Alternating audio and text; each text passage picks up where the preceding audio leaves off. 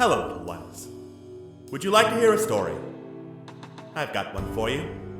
From Rolling with Remix. Long ago, the land of Irion was a land of plenty, and many wanted to lay claim to its riches. When those who lived in Irion could no longer agree on who held what, civil war broke out across the entire realm, until the kobolds, in desperation to keep their kingdom afloat, summoned the dark and terrible Dragotha. The great dragon cared not for the alliances constantly made and broken across Irion, and razed many of its great cities to the ground, until a last desperate alliance finally slew the titanic worm. With no one in any shape to continue the fight, an armistice was reached, and the Great War ended. But tensions were still on the rise. 30 years later, a ragtag group of adventurers, who met at a harvest festival and joined forces to look for the missing mentor of one of their band, were hired by a mysterious old man to travel to the great city-states of Irion and perform acts of heroism that those in power would not approve of. But those same acts served to heighten tensions across the land, and the old man, secretly a scheming mind flayer, revealed that once more Irion had fallen into a great civil war. Now, with militaries and dark powers on the rise, our heroes gather their forces in hopes of saving what they can before Irion once more falls into ruin. Momo, the Aarakocra cleric. You're my friend. You're my family. And I'll protect you at all costs. Corellian, the kobold paladin. I will not make the same mistakes again. Malifan, the half-elf rogue. I won't stand idle. Not while people's lives are at stake. Oh, this should be fun. Quintessa, the human fighter. You shouldn't be surprised. Everyone is out for themselves in the end. And Scam Likely, the goblin artificer. There are three constants: death, taxes, and my ability to dodge both. Unprepared though they might be, our heroes find themselves at the front lines of a great battle to save the fallen empires.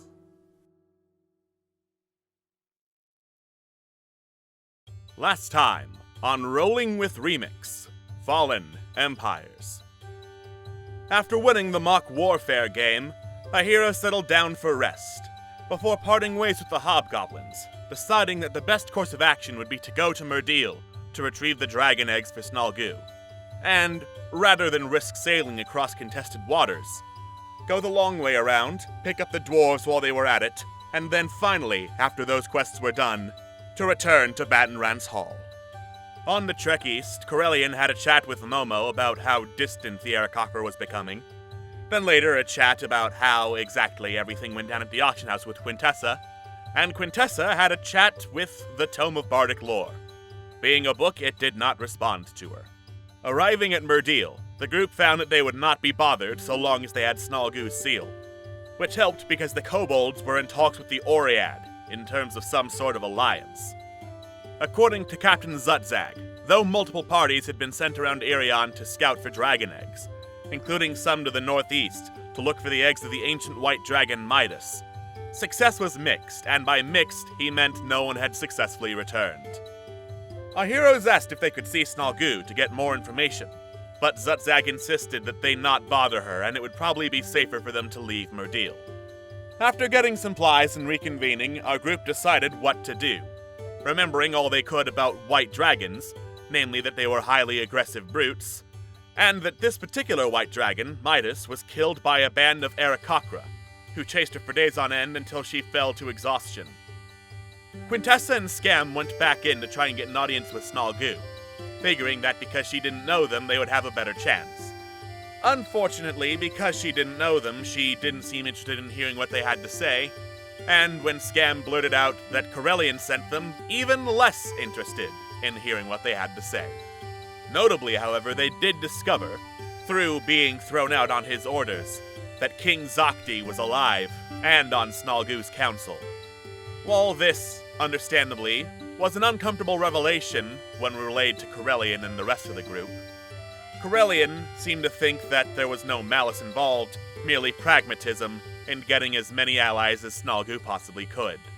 With little else to go off of, our heroes headed into the frozen mountains to look for the dragon eggs, and found a group of slaughtered bodies, mostly kobolds but some other humanoids, near the flag of a black dragon. The flag of Otar the Foul, the dragonborn raider who killed and ate Momo's parents. What is Otar doing in the frozen mountains? Are the kobolds hiding something? Are the kobolds hiding more about this mission than they previously thought? And now that Jabidi can talk, when is he going to shut up with the Beatles references? Find out on tonight's episode of Rolling with Remix, Fallen Empires.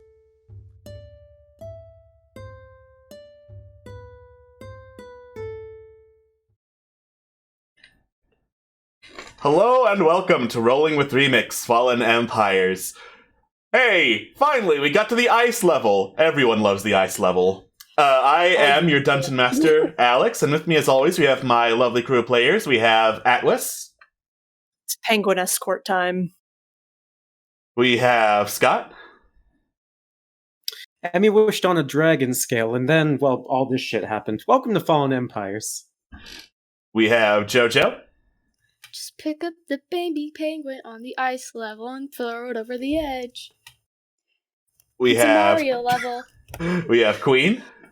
So, Quintessa's gonna be American going forward for reasons. No. And we have Xander. And so the penguins march on. So, when last we left off, our heroes were undergoing a quest to look for some dragon eggs in the northeast of Irion, basically to make sure Snalgu could have them and Zakti couldn't, and that would be like leverage he had over the insane kobold king. As they got to the frozen northeast, however, they found a whole bunch of slaughtered bodies and a flag nearby with the emblem of the dragonborn raider known as Otar the Foul. I cover Grump's eyes. Fuck.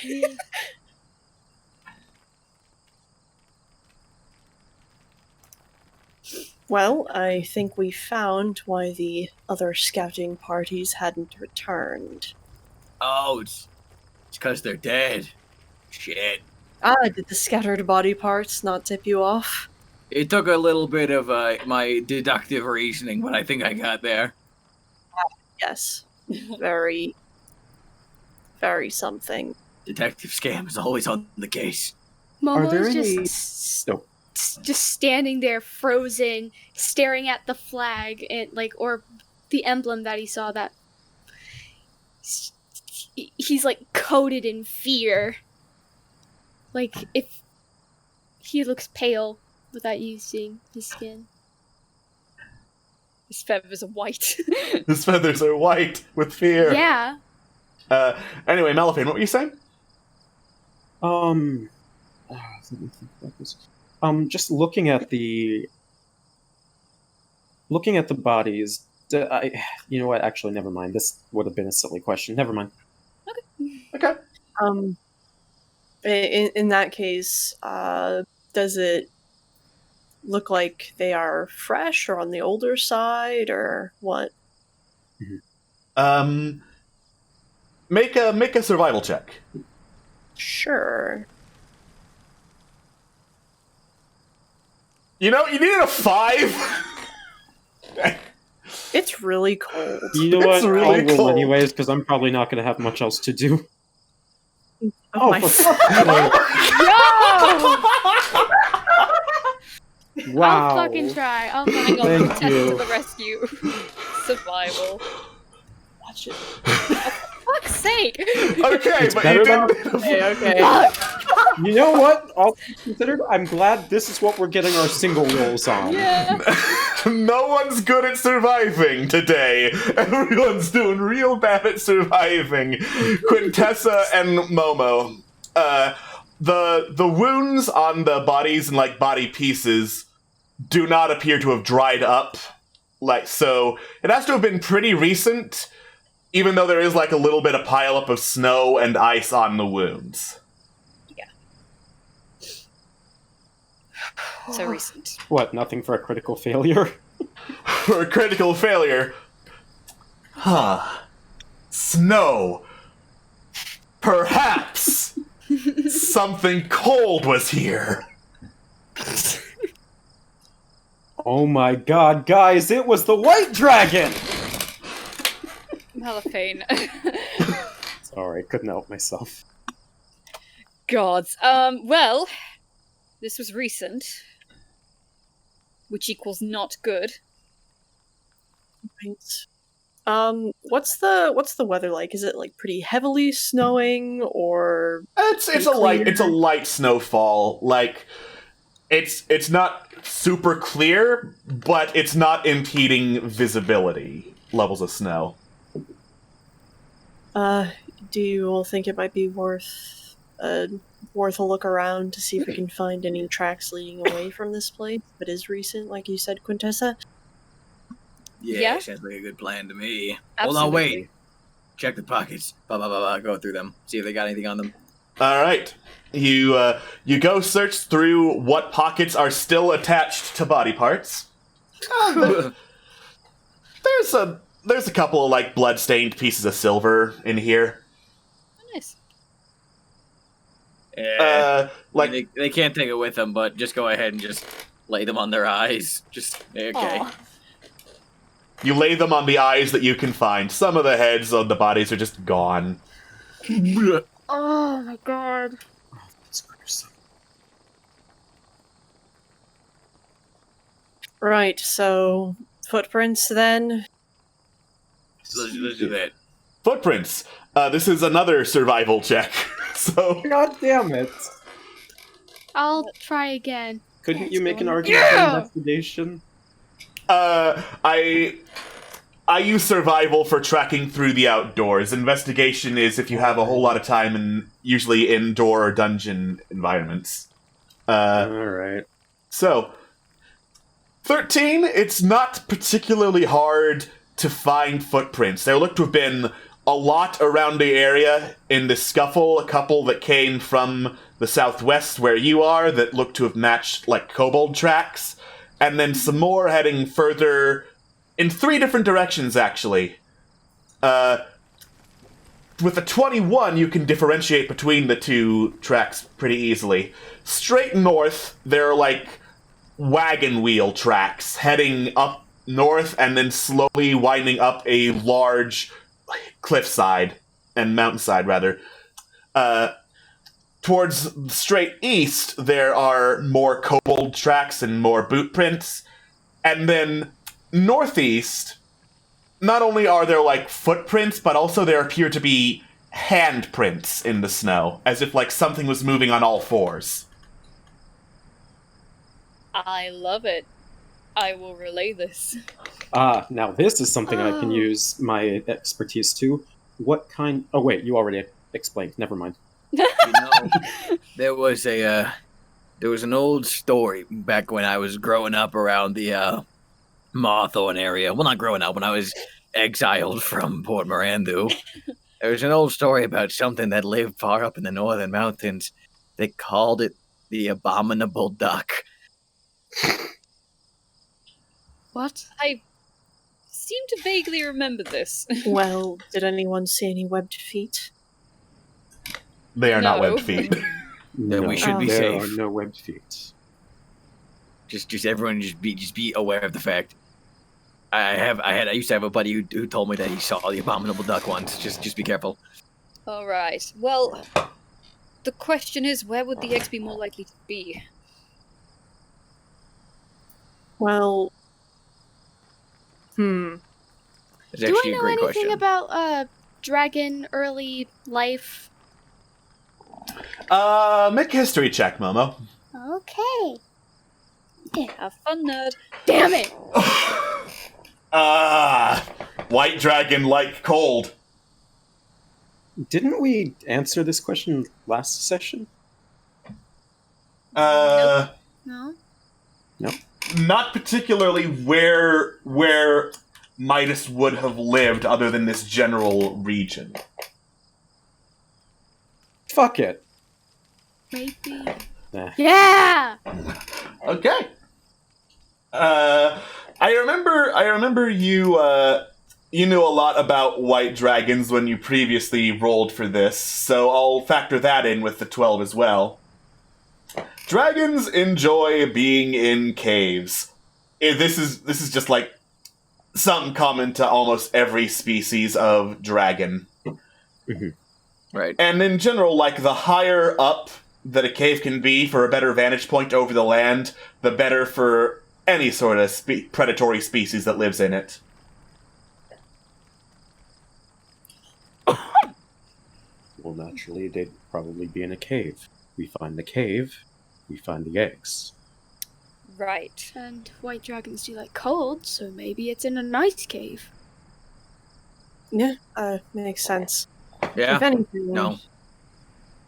the only way a wagon would have left a scene like this is if it either escaped or it was part of the folk who won the altercation. It's going up a cliffside, so perhaps it belongs to someone who is more native to the region, or at least more established than, well, the unfortunate bastards here. But the thing that's bothering me is footprints and handprints. Why would anyone... Like the handprints, are they like they're like humanoid handprints, right? Or They're humanoid handprints, yes. Can I suss out what it could be? 21 survival, you take a closer look at the handprints. They look to be roughly, like, size and shape one would expect from a humanoid, roughly medium size, medium build. The fingers seem to be, like, elongated, as if either they were really stretched out or they had claws on the end. Alright. Could be a dragonborn. I mean, maybe. Carlian sort of like hovers a clawed hand over one of the handprints, doesn't quite put it down. I mean, claws, like you said, could make sense, but why anyone would try to escape on hands and feet as opposed to just feet? Does it look like anything was being dragged in this direction? Like someone was using their hands to drag themselves? No. It wouldn't be a dragonborn. They're not native to Irion. Well, neither is Momo, but he's here, isn't he? Yeah. Fair point. What do you think, Momo? He's trying to talk, but it's like his body won't let him, and his hands are shaking a lot. I sincerely hope it's not a dragonborn. If that's, wouldn't they be bigger? I can't tell if you're really nervous or really cold. I think the answer is both. Yeah.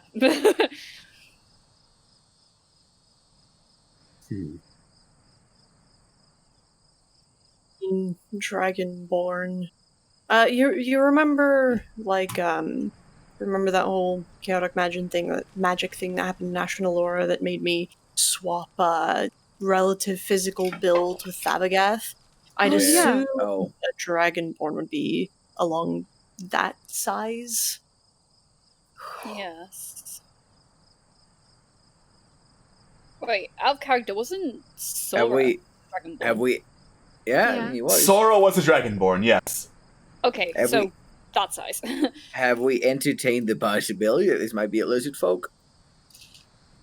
True. I haven't heard of too many lizard folk coming all the way up here. Yeah, Well, I mean, they're typically pretty isolationist, so... Yeah. But they usually just tend to live down south in the marshes. I mean, true. Very true. It is rather cold for lizard folk up here. Yeah, I was about to say. Well, so it's either a dragonborn or something we do not know of. So that's going to be interesting. So the question is, do we follow that? Or do we follow the other? Why no? Why not? Have I told them, like, out of character, have I told them about Otar, or have some of them kind of, like, guessed I that don't the symbol was think Otar? Quintessa knows. I don't think You set Quintessa it and up. Scam know. I don't think we actually. I don't remember, honestly. That symbol back there, it was a symbol of, Otar the Foul. And he's starting to kind of choke up a little bit. He's the one that killed my parents. And left me. Oh. That's what Arias told me, at least. Oh. And that's why you're worried. That's why I'm terrified. Otar, wasn't he the one who had, like, armies of undead or something like that? And Wait, he died though. Like, it was fairly confirmed that Otar was killed, right? I mean, on our list of problems, since when has death really stopped anybody? I think he's the one who gave me necrotic powers. Alex, how many? I'm trying to think of the right word for this. How many fingers are on those handles? 5. Okay. And how Yes, long? it's 4 fingers in the thumb, yes. How long would you say those claws are? Let me double check. Pretty sizably long. Like, you'd say half the length of a normal humanoid finger.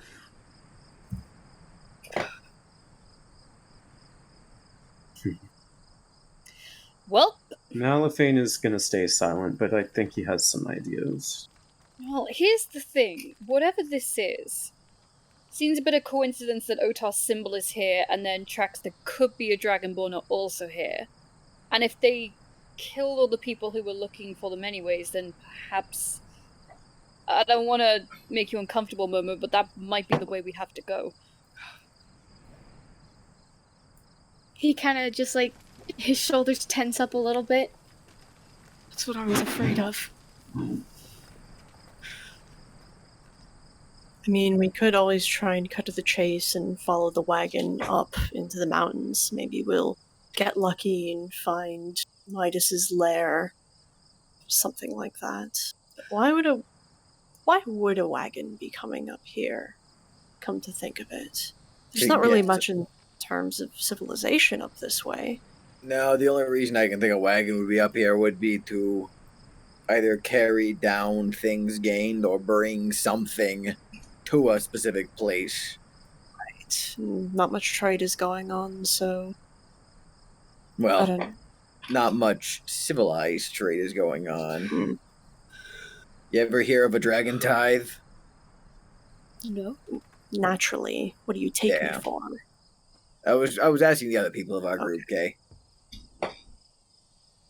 But yeah, a dragon tithe is essentially what a small folk would refer to as life insurance. Let me put it plainly: life insurance to a draconic overlord for the sake of reverence or protection. It is just donating supplies to a larger entity. Yeah, Midas wasn't into that though. Remember? Yeah, I no, think that's that- what. So, I think there are a lot of things that are not adding up. Is what I'm getting at here. Right. Mhm. At this point, I mean, honestly, I can't see a very logical way, so why not just fucking, I don't know, flip a copper or something? Okay. I think I got a spare copper around here somewhere. I'll be sure not to use my trick coin. Hold on, just digs around in my pockets. All right, here we go, and bing! I guess I'll roll a d2. Go for it, yeah. 1 heads, 2 tails. Yeah. Okay. Cool. Heads for the wagon, tails for the odd All right. tracks. Wagon it is. It is. All right.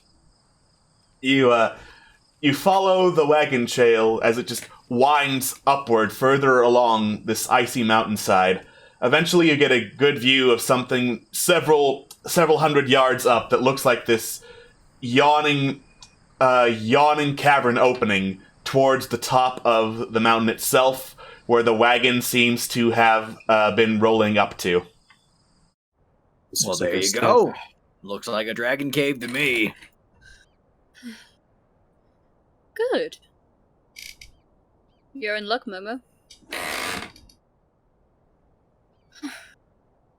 Does the wagon seem to be going into the cave? The tracks look like they go into the cave, yes. I guess we're going in the cave. Yeah, cave. All right.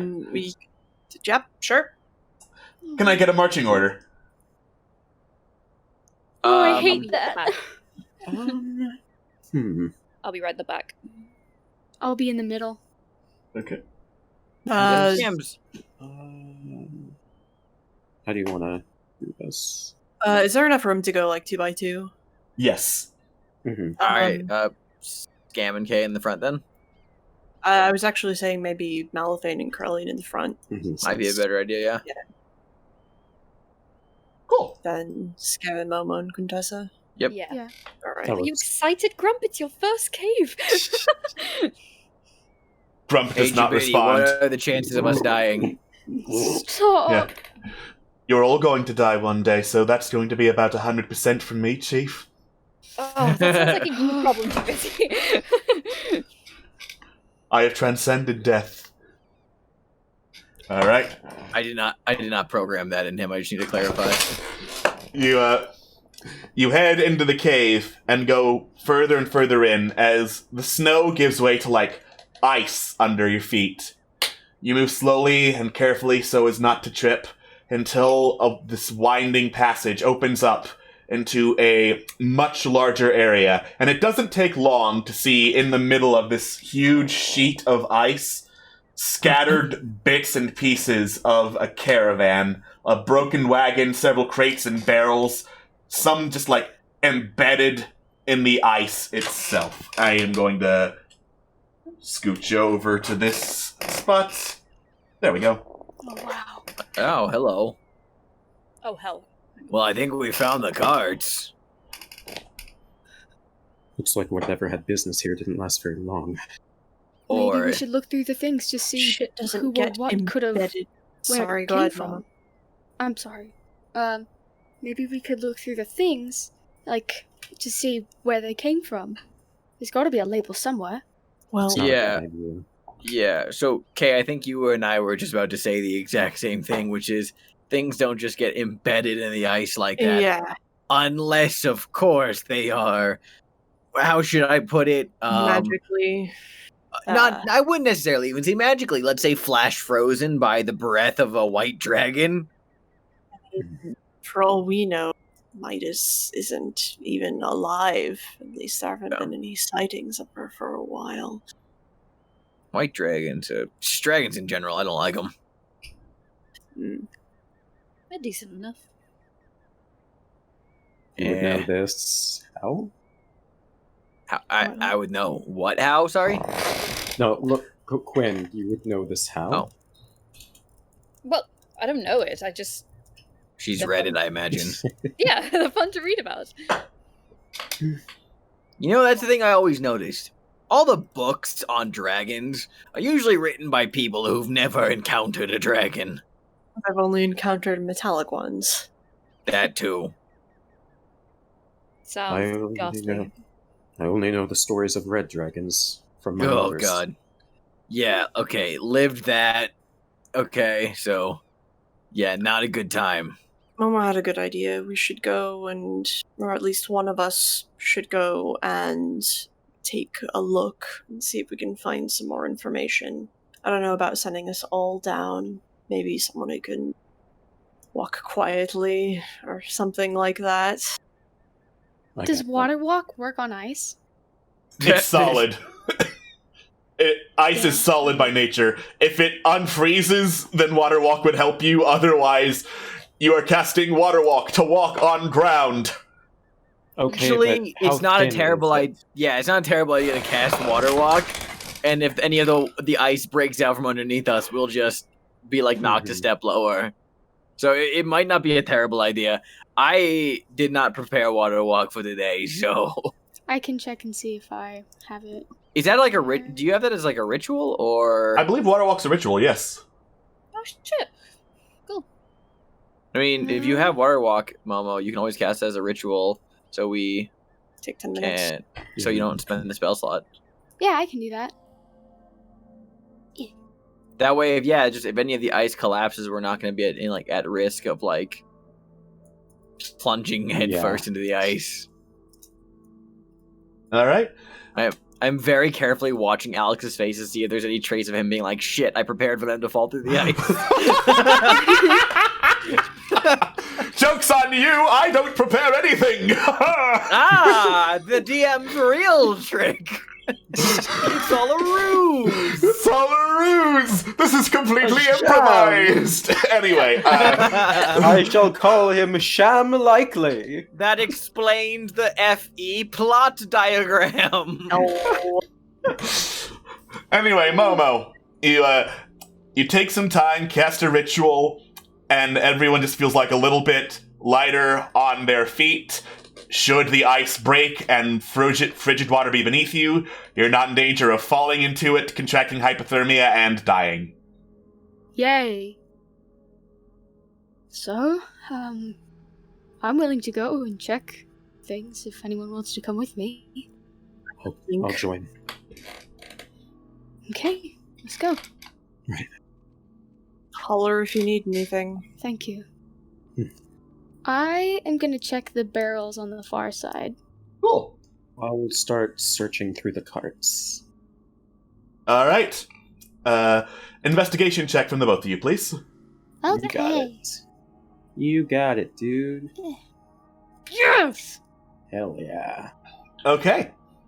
Malifane, you carefully look at what remains of these carts. It looks like there was definitely some magical shenanigans going on. First of all, there are emblems that you recognize as like sigils from Myrdeal, so it's highly likely these were supply wagons that kobolds brought with them to carry their stuff so they could like more easily get to it and not carry huge packs and whatnot. The wagons themselves obviously have fallen through and been flash frozen in ice, but there also appear to be like burn marks on them. Not necessarily like burn marks from a blast of fire, it's more like lightning hit these. Momo, you look through crates and barrels and whatnot that have spilled through and fallen into the ice. It looks like most of them have been thoroughly picked clean of like anything of value. There's still like some rations in here that remain untouched. And inside the barrel that is directly north of you, partially embedded in the ice, there are some scraps of paper written in... Let me actually check the language. Double check right here. Everyone just opens that language thing. Yeah? Yeah, honestly. Written in Elvish. I can read Elvish. I think we all can. I can't. Nope. Oh, Nope. poor baby. Alright. Yeah, no, I don't speak a language formed entirely of consonants, okay? All that I'm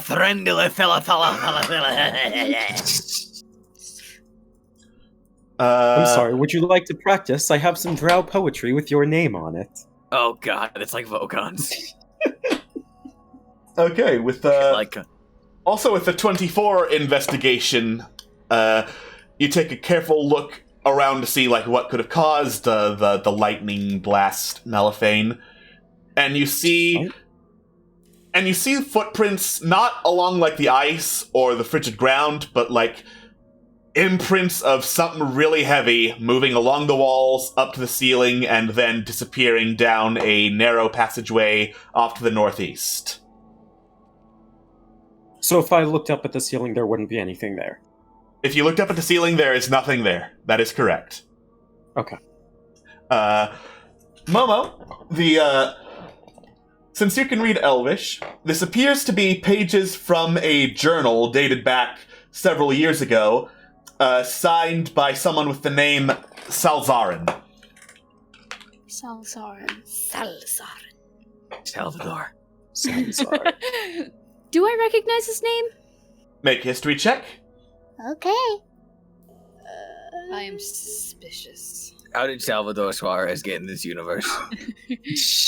Salvador Dali. You've seen the name a couple of times. There were a couple of texts written by Salzarin in your old in the monastery where Arias raised you. Mostly, it was like texts of him sailing north to a place called Farquen's Folly, which is a continent of ice, snow, and death, much like where you are right now. Notably, as you take a look over it, trying to recollect where did I hear the name Salzarin, you see in the journal mention of a dragonborn named Sir Otar. Fuck. Oh no, oh no, oh no, no. He kind of just like grabs his face and kind of just falls to like his legs start shaking really bad. You good there, Momo? What you got there? Well, actually, is he making any attempt to hide it, first of all? He's kind of, but it's pretty noticeable. What you got there? He points to the letter in the barrel embedded in the ice. Try saying that 3 times fast. Oh. Okay. There's some history behind that name, then. I had some books about him in my monasteries. Do you want to take a closer look at the journal pages? Yes. Mm-hmm. Cool. Because I have it written down. You fucking mad lad! You are amazing! I'll show the journal to you so that you can copy and paste this down rather than having to transcribe all of what I'm about to read to you. Yes! Ooh. The 6th day of Thetanus, 1278. In order to secure my passage northward to Farken's Folly, I obtained board on the Rodmar, the ship of a dragonborn by the name of Sir Otar, who regularly sails the northern waters. Evidently, cleanliness is not on his list of priorities. I can get away with writing this, as my payment for this passage is writing a chronicle of the man. I never said I would sing his praises. His method of controlling the crew. Hardened seamen, yes, but also nobles unused to life on the waters, is might. His strength pushes him to extremes on the front line, daring others to follow his example and keep up lest they be left behind. This perhaps is why there have been so few complaints about the lack of food. He is returning from a journey south, from Selkra to Irion, and thus further northward. What should be a bounty of food is spoiling. Half the crew is sick, the other half desperately searching these waters for fish.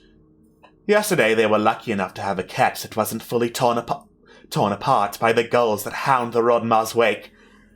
Often it is the birds that take the advantage. In private his might is not so marvelous. He complains of biting insects, a mark from some last stop or another, and a buzzing in his head. I have detected no such vermin aboard the ship, after a thorough search aided by what crew members were willing and able. These moments pass swiftly, as he insists he is fine regardless. He's a pirate dragonborn! Just Oh for my sake of flavor text, if I looked at like the consonants and the like specific scripture, what kind of elf was this? What race of elf was this?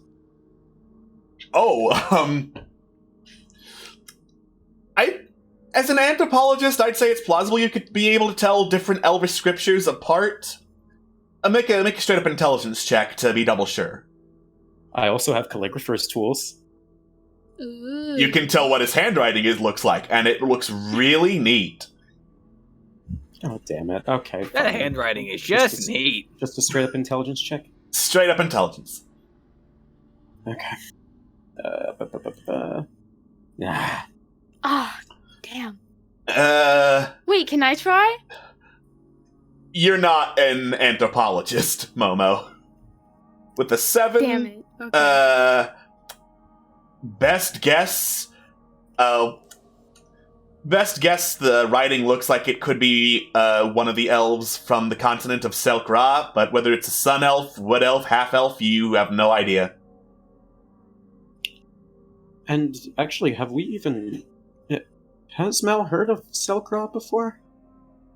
I mean, it's another continent, so probably if he not. took some... Oh.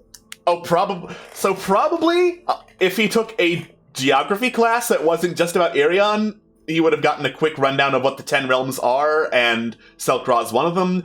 If he hasn't, then probably not. That's fair. Okay. Nice. So, this begs the question, what year is it now? It is roughly 1350. Okay. Oh. So it's been at least a century. Yeah. Okay. Well, a little less than... No, wait.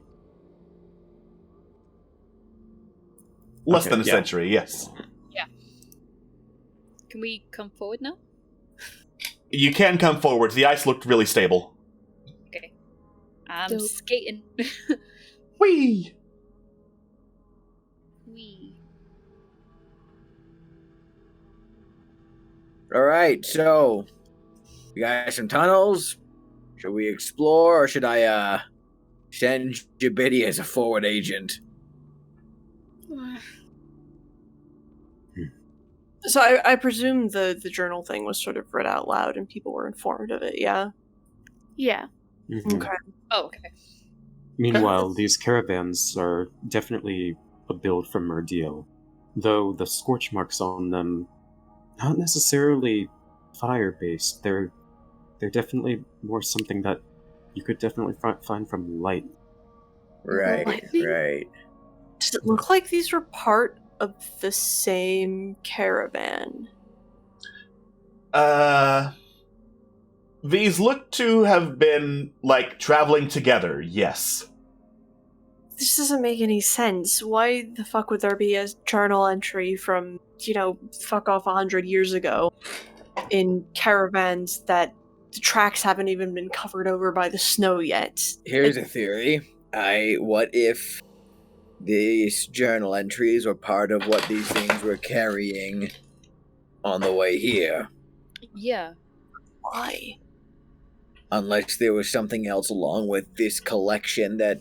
Maybe there was something alongside this journal, Maybe there was a greater collection at play. Perhaps. The journal just looks like pages torn out of a journal. It's likely there are more somewhere. Yeah. A mystery. Well, if their page is torn out of a journal, maybe someone was using the journal as a way to navigate, perhaps? Maybe Possibly. perhaps. Could have been used as a map. Could Or definitely see clues, that. yeah. So that begs the question, where is everybody? Because this caravan got here somehow. And like you said, things don't just get frozen all of a sudden. So, what do you all think? Do you want to pick a corridor and go down it? Just go one by one, or... Alex, but before you maybe move forward with that, the footprints, are they fresh or not? The footprints in the wall and ceiling, those look recent. Okay. Mal is going to point out the footprints heading towards the northeast and say, well, question is, do we want to follow or stay clear of that?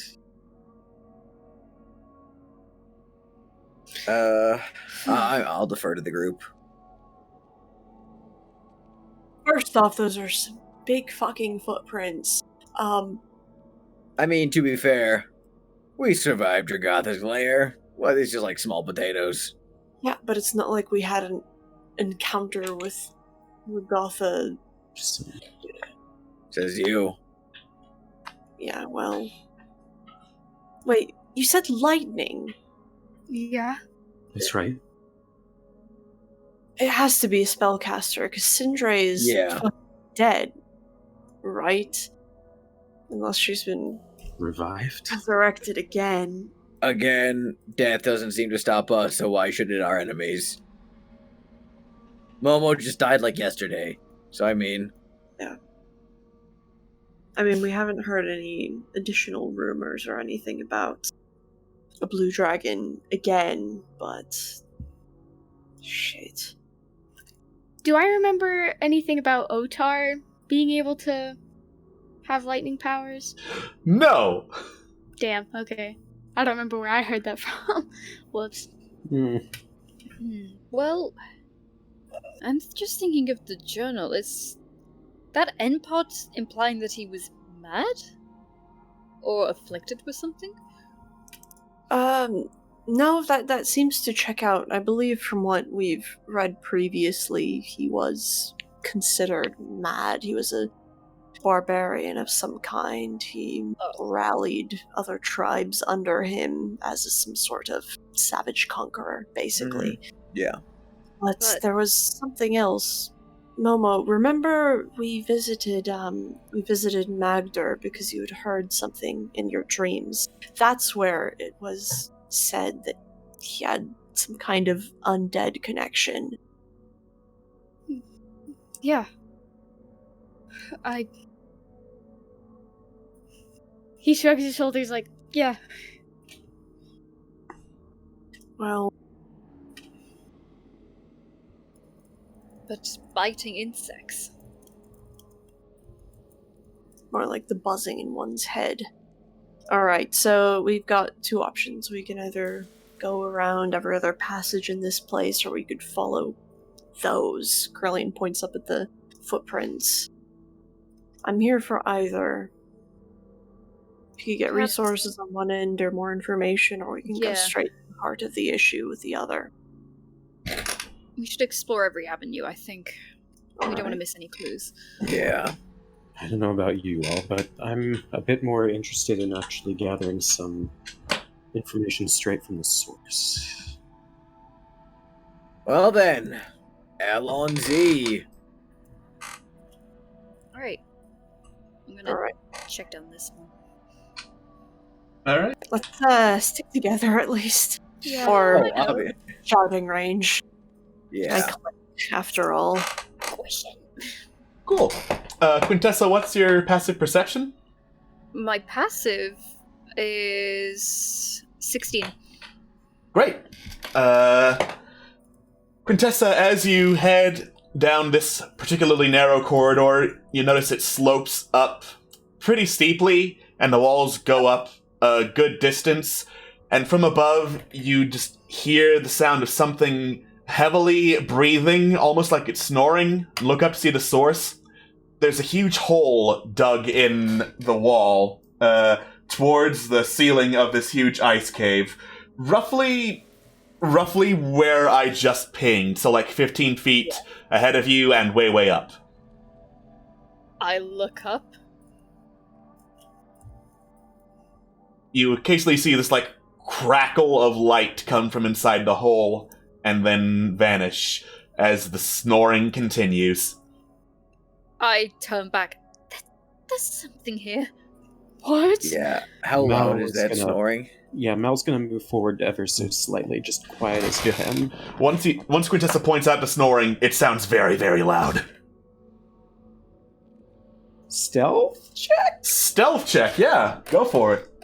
Yeah, I'm gonna do that. Okay. Good roll. Good roll. You're pretty confident that you can walk across the frozen ground without making too much noise. Okay. I'll let you squeeze past then. Easy does it. You scooch past Quintessa, closer to the hole. I try to squint my eyes and get a better look at exactly what is going on. Alright, make a perception check. Alright. There we go. Cool. you lean over as close as you dare to peer into the hole. It goes for quite a deep distance, and inside you can see this like huge blue serpentine creature with like 12 legs along its side, curled up into the hole. Lightning occasionally like crackles from its mouth as it breathes in and out slowly. It does not appear to have noticed you and looks kind of like it's just kind of relaxing. Yep, there's the source of the lightning. What the fuck is that? I mean, I know what that is. I don't know if Scam knows what that is. Okay, you might want to move back. Yeah, easy does it. Sorry, dear. You're good. Okay. I'm just gonna... Malefiant's just gonna relay back what he saw as under... Yeah.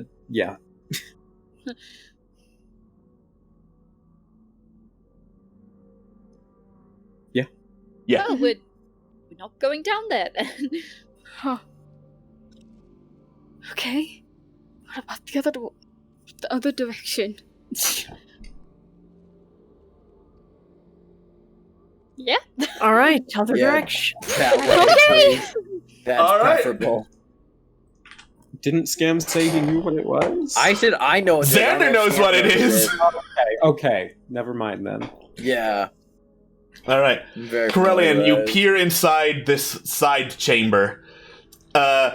It looks to be kind of this makeshift waiting area of a gallery where 3 frozen kobolds have been, like, slumped over on the chairs carved out of ice. Oh. Oh. This doesn't make any fucking sense. What is it? They died. Carlin's gonna. I would think that Carlin has enough presence of mind to sort of like take a cursory glance to see if there are any like traps or something that would trigger, because of his previous experiences in Trugotha's lair before approaching. Cool. Make an investigation check. I'll give you advantage. Cool. I will take that then. All right. You don't detect any traps in this chamber. Poor bastards. First off, are any of them recognizable? Second off, does it look like they've been here for a while? So, second question first. They look to have been recently placed, but, like, thoroughly frozen. The first question, like, you recognize a couple of them, like, a Snorn or two is in here, but, like, no one you knew all that well from your time in Murdeal. Oh, it's Snorn. Not that one, you're thinking of the other one. Oh, Snorn, okay. Yeah, exactly. Oh, yeah, he's cool. He was cool. So does that imply that they were placed after the chairs were carved? As in the They chairs look were to here have been and placed deliberately.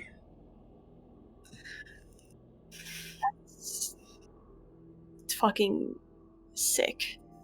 What the fuck? Carlin will take a step back.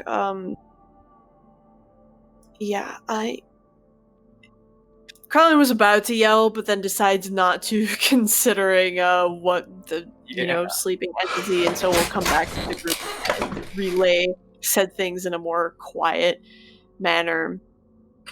So we found the drivers, or at least some of the people in the caravan. They're all laid out, nicely frozen. There afterwards, some whatever it is, some sick fuck is freezing people and then arranging them. I mean, I wouldn't necessarily put it past a dragon, but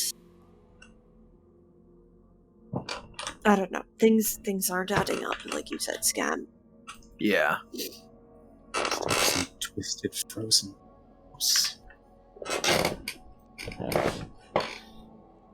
Well, what now?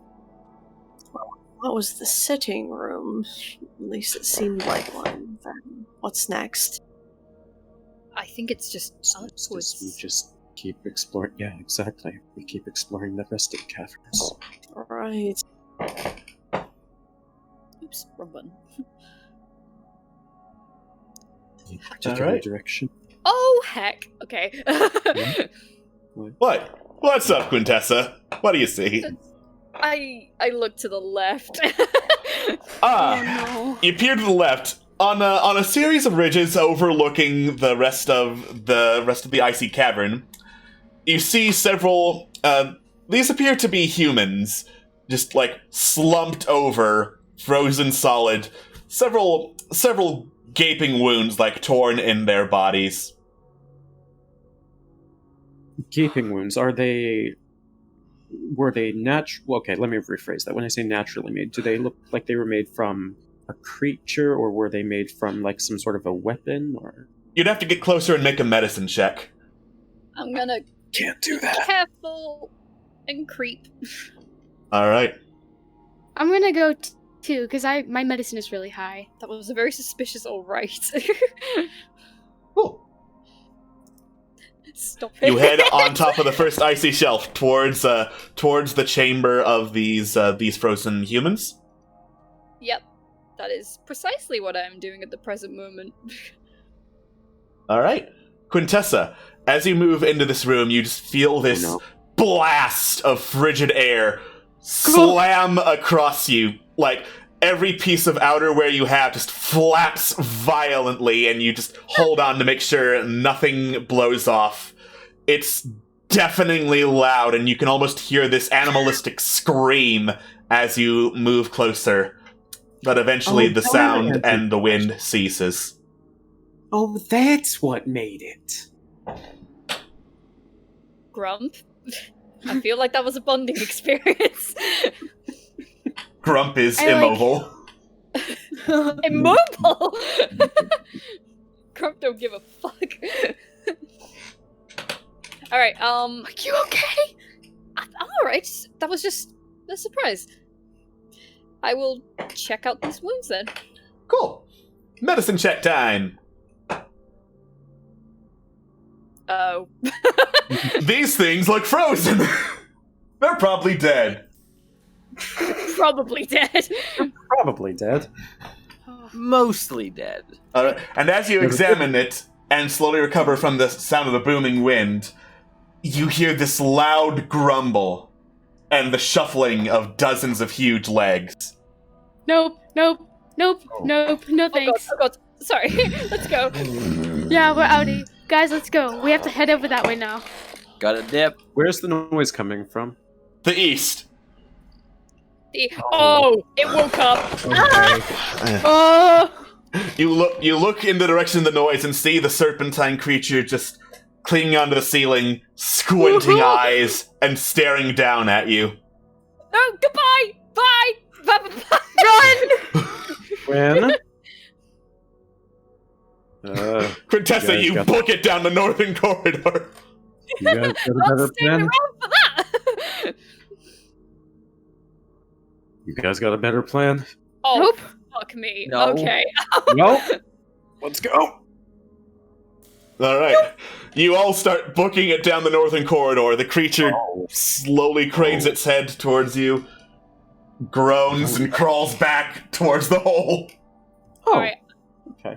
I turn back. Okay, guys, problem. Yeah, I What? see it. Yes, I see it too. No, yeah.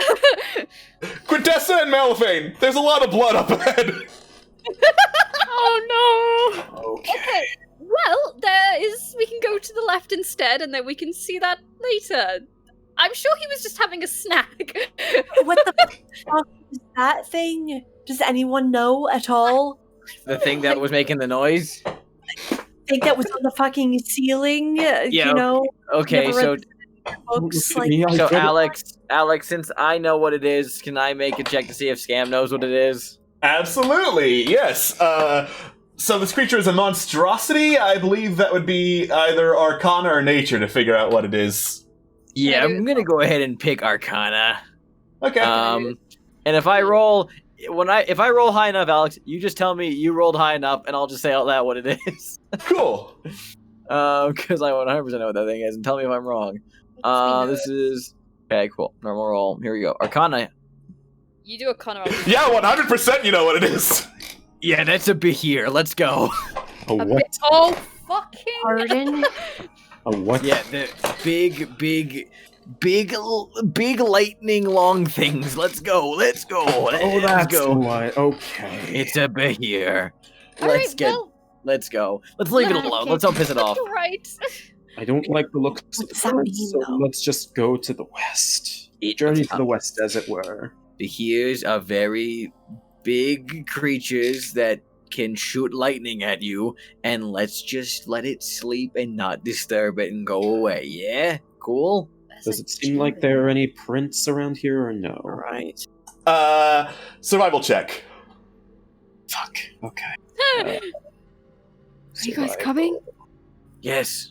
Survival. Pray for me. Okay, it's not terrible. It's ice and snow. It's not hard to find tracks. They head northwards down this twisting series of corridors. Most of the side chambers in here look to be empty. Okay. God, I don't actually know what to do here. Part of me wants to explore the side chambers, but if I had to venture a guess, well, I know one of these leads to a dead end. I don't know if the other one does.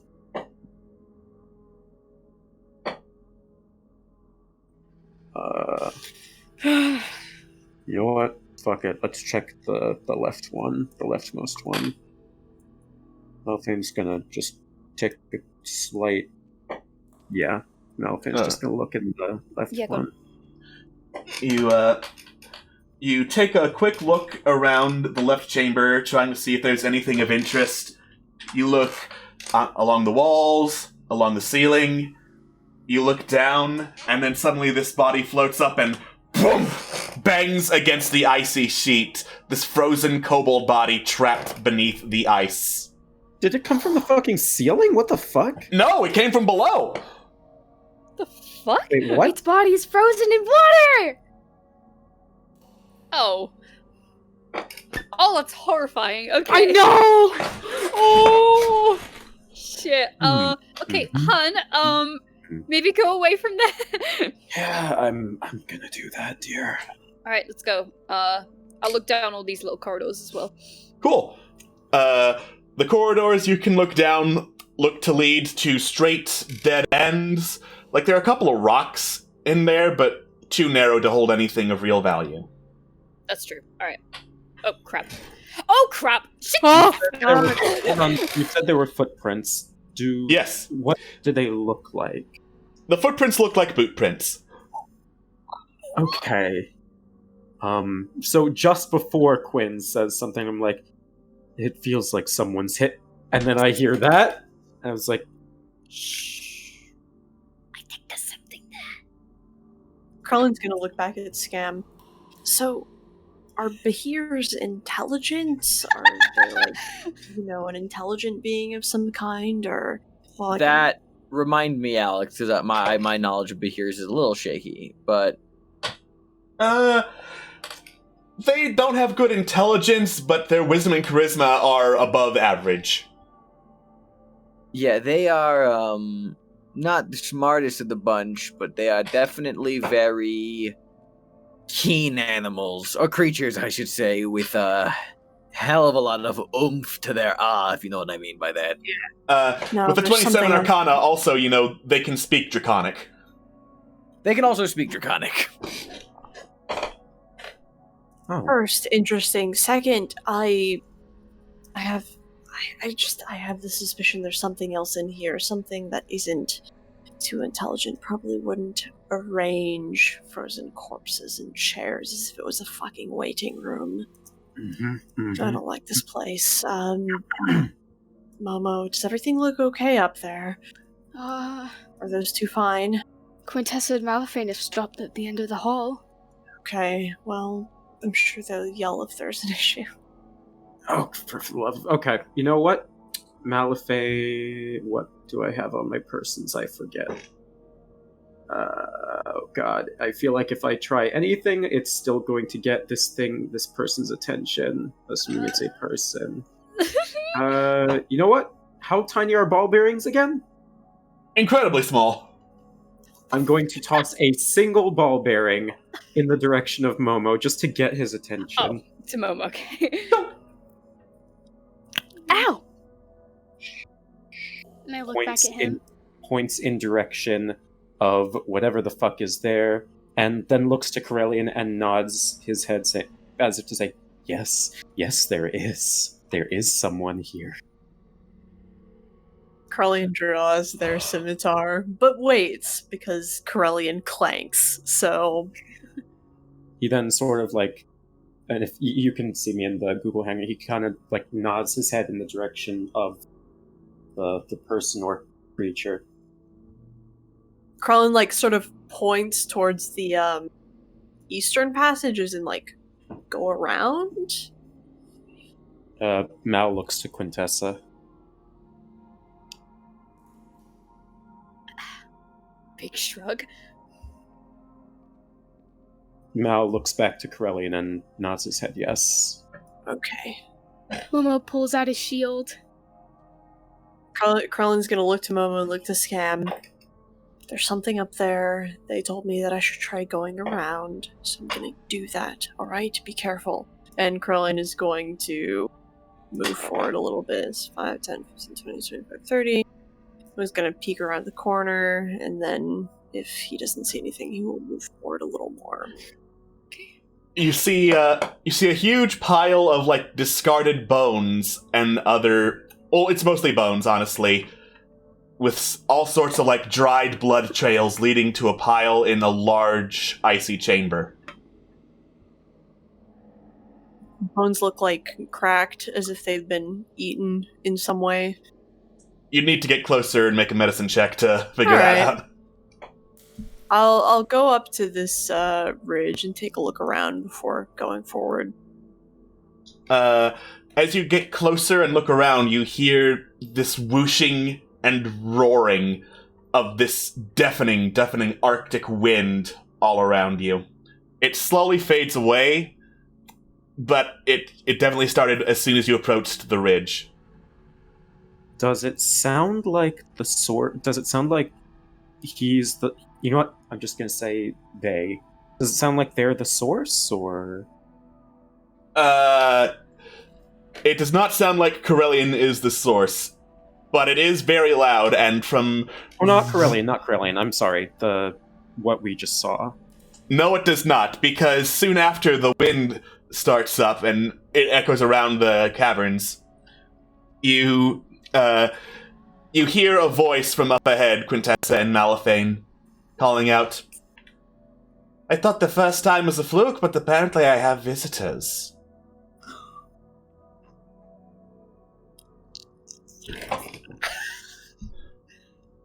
Are you going to say hello?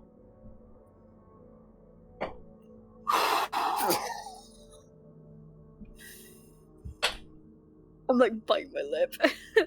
Out of character, Corellian is alone, so they're not gonna say shit. So, just letting you guys know that. That's fair. Yeah, I know. Gonna You know push what? Malifane back. Yeah. Wait, back? Yeah, I'm gonna push you back. Why back? Because I don't want to go near it. Oh, I was gonna go forward. Why are you going forward? He's already called our bluff. Yeah, but I'd rather not have a confrontation. As the two of you look at each other, wondering whether to go back or forth. I thought we were out of character. I'm sorry. Well, if you're just gonna stand there doing nothing, eventually he is going to move either way. Malifane's going up. And he's just gonna say, "And what exactly would you be doing here, stranger?" As you walk forward, you see this impossibly tall, lanky man step down from a higher icy ridge. He wears this like long hooded brown leather coat and this goldish silver mixture metallic mask with like it's decorated to vaguely look like the skull of a crow staring straight at you. And the humanoid, because he is humanoid even if he is really tall and thin, looks over at you. This is my domicile. Pardon the mess, it is still a bit of a work in progress. So many empty rooms. Hello, Malifane. What? Oh shit. And that is Quintessa behind you, yes? Yes. What? Okay. Wait. What is going on? You know him? Apparently. How quickly I forget. You are creatures of linear time. For me, this is the 9th time you have come through my abode. Is this guy just Dragonborn Werner Herzog? I want to see the There baby. is I want to see the baby. The universe isn't uncaring. It's monstrously indifferent to the presence of Aarakocra on Irion. God. We've come through here 9 times. Yes. What exactly do you mean? On the regular, I have seen you come through here investigating Sir Ota. I believe he goes by Ota the Foul now. Or investigating dragonborn eggs that he happens to be nearby. Either way, you come through here. You usually leave. And you get killed. Oh. So, I'm going to say that while Malifane has definitely seen some strange shit, this is...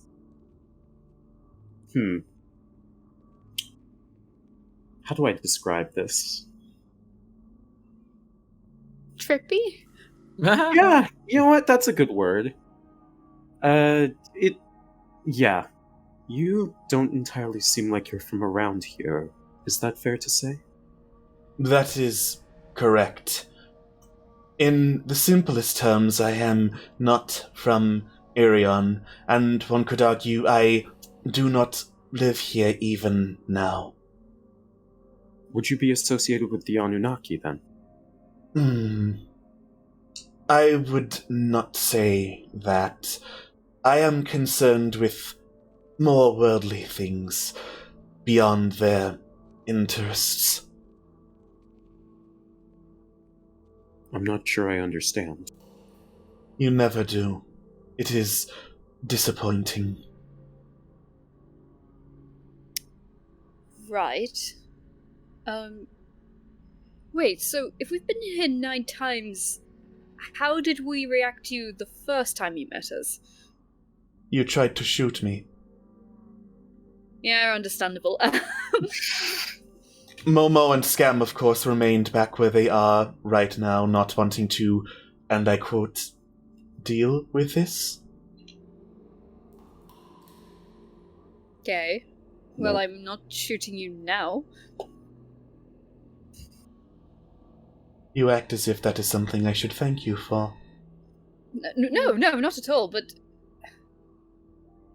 What I'm saying is there's a potential for change here. We might not necessarily die this time. Again, linear time. Today is your 9th time through. Yesterday, your 37th. This is so bizarre. Alright, so... Let's address the elephant in the room. How do you know all of this? And why are you telling us? I know all of this because I have seen it time and again. And I tell you this because what would I have to gain from not? That sounds like a very miserable life. I am beyond life now. Quintus just raises an eyebrow at that. Malifane has just had this stern expression the entire time. He doesn't seem... Like, this figure doesn't seem hostile in any way, but he also doesn't feel like he's... I don't know. He just doesn't know what to make of him. What's your name? Salzarin.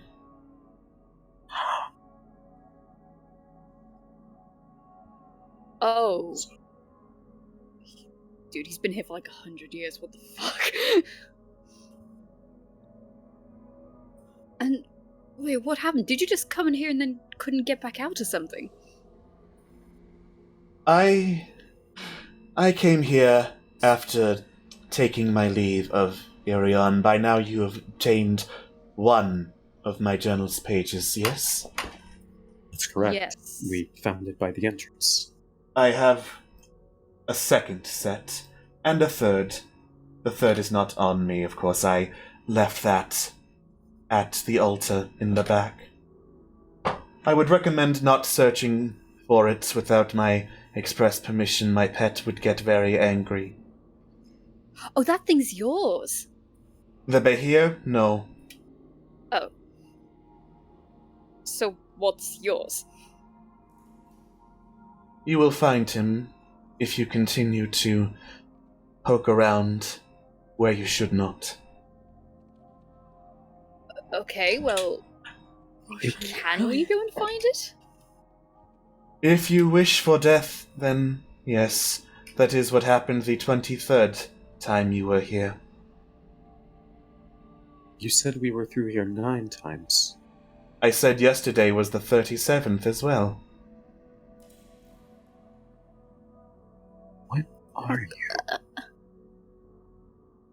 I am a creature beyond your understanding, and to explain it would break your mind in ways that you think you can handle, but every waking moment you would wonder what and why. Oh, well, I'm always up for a challenge. Honey. Does she say, you know what, does she seem like she's being, like, sarcastic with that statement? I'm genuinely curious, but it's a tiny bit sarcastic. I think it's kind of like she's saying it knowing she's not going to get it. Okay. I mean, if you really want to try, you can make a persuasion check. Oh my fucking god. Don't. Here we go, Quintessa dies today. Please don't do it. Don't worry, I've got one persuasion.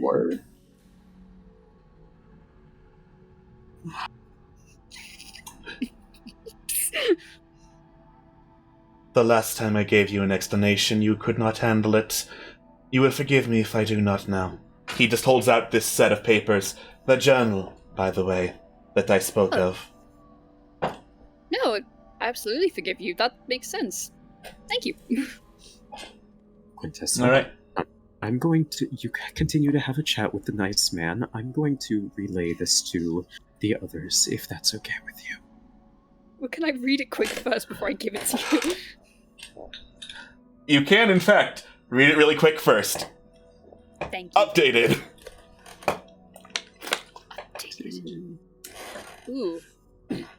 Arakok sentries dive-bombed the ship in the night. And shit happened, if you want to read it. They did not carry the weapons necessary to scuttle it, and only the ever-weakening noblemen were in real danger.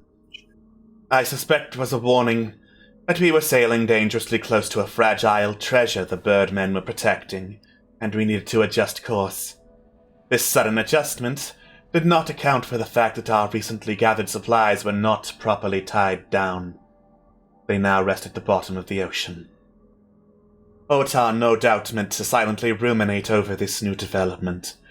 His trip into his quarters was surely intended to be a silent rumination of how his strength could power through to the next port with little to eat and little to trade for food and medicine.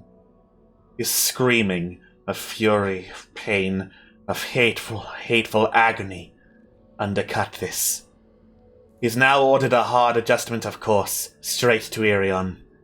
No officer or officer's mate has been able to sway him. He no longer complains of the insects, of the itching, of the buzzing. He merely stares westward, straight down the bow, waiting.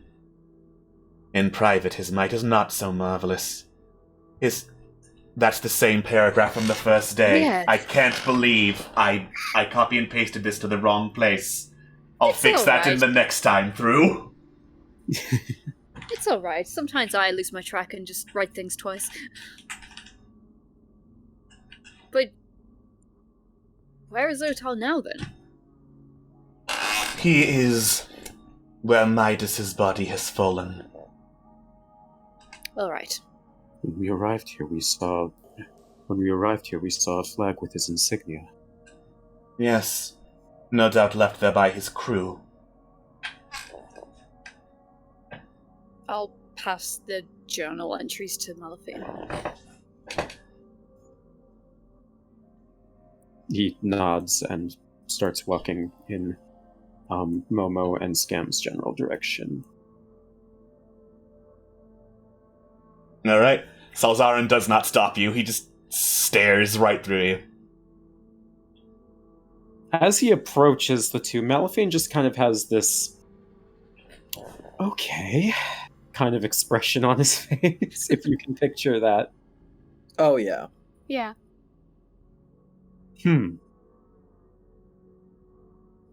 Everything good there? Malafine just stops, plants his feet, nods his head, and hands the journal to Momo. And then just says, "We've seen some shit." He reads through it. And he, swallows a big lump in his throat and hands it to Scam for him to read. Reads it. Well, alright then. Anyone else taste metal? Oh, also, there's a strange person over there who keeps talking about how we've been traveling through here several times or something like that. Malafine, everyone we meet is strange. No, I mean, stranger than that. Oh, that's a high bar.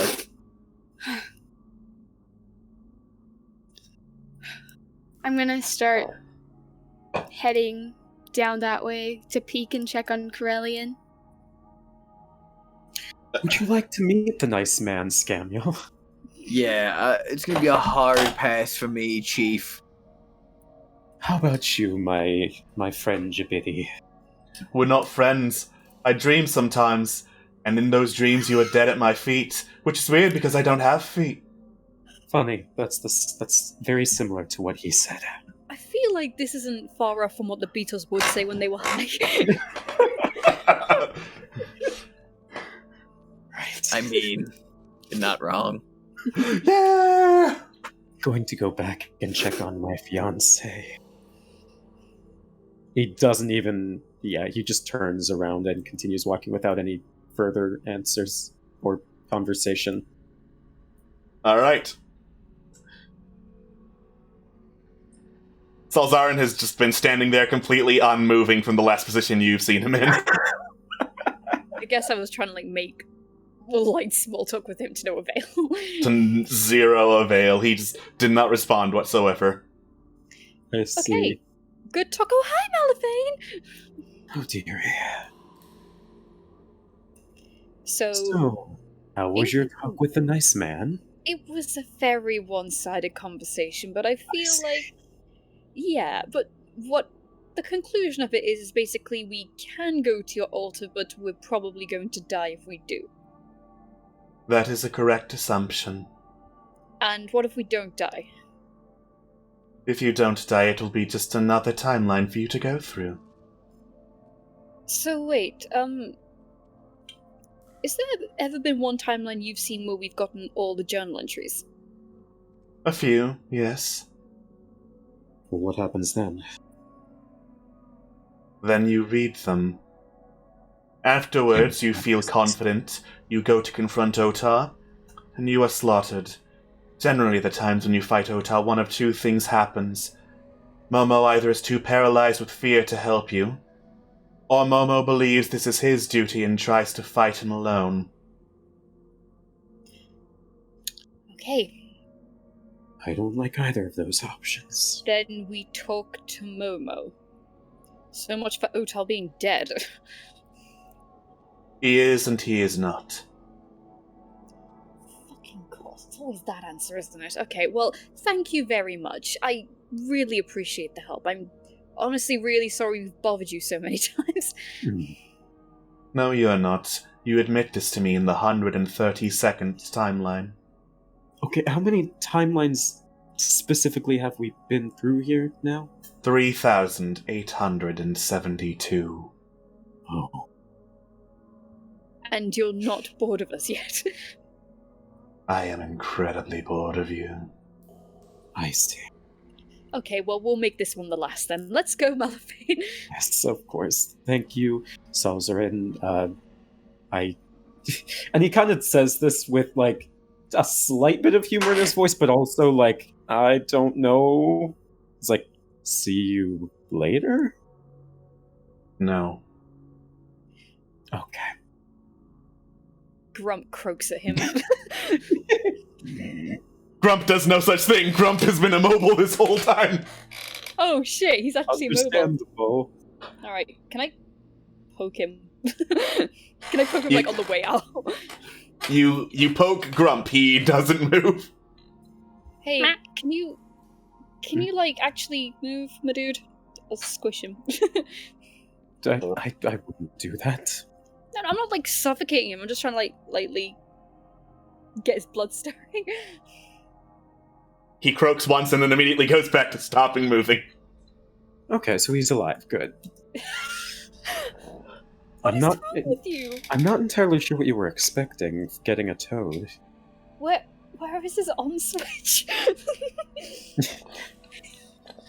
So I'm not exactly a biologist of any sort, but last I checked, toads don't exactly have an on switch. Well, is he in some hibernation period, or is he literally just... Make a nature check. Dear, I study humanoids. I don't study animals. Okay, maybe I should have studied before I got this thing. 12? You don't know enough about toads! Malafane! I refer you back to his previous statement. It's like, dear, I study What? You know what? Actually, out of character. What is the proper term for this? Because we're not all humans. Is it humanoids? Oh, I thought you were referring to like the frog thing. Humanoid? Should we just all agree on humanoids? Yeah. We are all humanoids. We are literally all humanoids. Back in character. Again, dearie, I study humanoids, not animals. Pouty face. I'm sorry. Please. Don't Just one look over. Honey, don't. Just a little look over. Come on, Gam screams down the hallway, "Not the fucking time!" And as you scream, a few seconds after, you hear a voice from down south call out, "Keep it down! Why are you so loud?" Oh god, who's this now? In Draconic, of course. In Draconic. Okay. I think that's the Behir. Aurelian understands all of it. I probably only understood like one or two bits I of understand it. I understand it. I probably got shut the fuck up from that, and that was about it. So... what the fuck? Yes. It's not an answer. So are we going? Are we staying? What the fuck are we doing? Well, let's go. Well, the good news I can get... Well, words. Well, the good news. At least we know that creature isn't hostile. Which one? The thing that yelled at us to keep it down, or? Yes. Right. So... what the fuck do we do now? Well... Ain't that an excellent question? Sorry, Malafane, I didn't just crouch in the ice and snow for like 20 minutes for nothing, did I? Would it make you feel any better if I told you you've probably done that about 3,872 times? Save it. Long story. It's technically the 9. I don't want to know. Well, there is an altar which has the 3rd journal entry. 3rd? Yes. There's a 2nd then? Yes, Oh, the 2nd yes. which I gave to Malafane. Which I gave to Momo, and then Momo Which I gave handed... to Scam. Which Which still I ain't that for have. me. Oh, Which, I mean, you don't fucking read Elvish. No, I don't. I have no idea what this says. What? When you guys gave this to me earlier, I was just pretending to read. I wanted to be included. I was pretending to read it. you know I don't know what this That's says. fair. That's fair. Don't laugh at me. They're quite literally laughing at me. Oh, Scamule, we're not laughing. I'm sorry. Oh my god. We'll We're teach not you Elvish laughing one at day. you. We're laughing at your circumstance. Malafane, stop being so sassy. That's what my last Sorry. therapist said. What's, Right, a what's a therapist? God, you need it. So there's the second one. You should give it to Corellian to look over, but there's a third one on an altar which is apparently guarded. You don't have to give it over to me. I also don't speak Elvish, so or read or write in Elvish. The two, I guess, then relay the basic summary of what. Thank you. Yeah. Quinn does look a bit visibly surprised at that. Corellian sort of shrugs. Would you like to stand here so that Corellian can see you with that expression? Hey, shut the fuck up. So it's alright. It's RP. Shh, don't worry about it. I take these into account. Listen, it takes time to learn a language, alright? That's Believe me, I know. Same. So, you mentioned a third journal. Does that mean we're going to try for it, or no? I think we should. It's the last one. But there's one problem with it. Yeah. Mal kind of looks to Momo and actually kind of hesitates a bit before saying anything. He raises an eyebrow. It is, Spit it out then. I'm actually trying to remember where... What was it in the was it at the altar? I forget. The third journal page is in the altar, which is in the lair, yes. Yes, okay. It's in an altar. But further into the lair where, Taurus. Wait, so why is that an issue? Am I missing something? Did I mention something about the number 3,872? Yes. Well, you said 3,000. I literally have no way of conceptualizing that, so...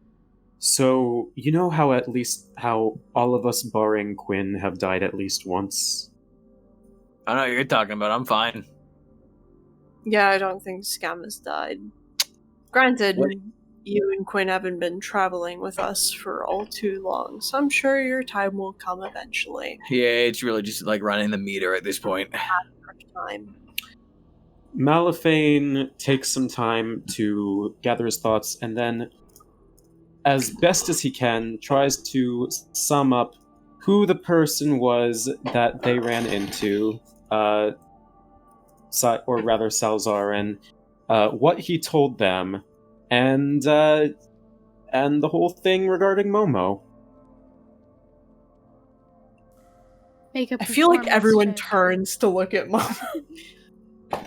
I'm sorry.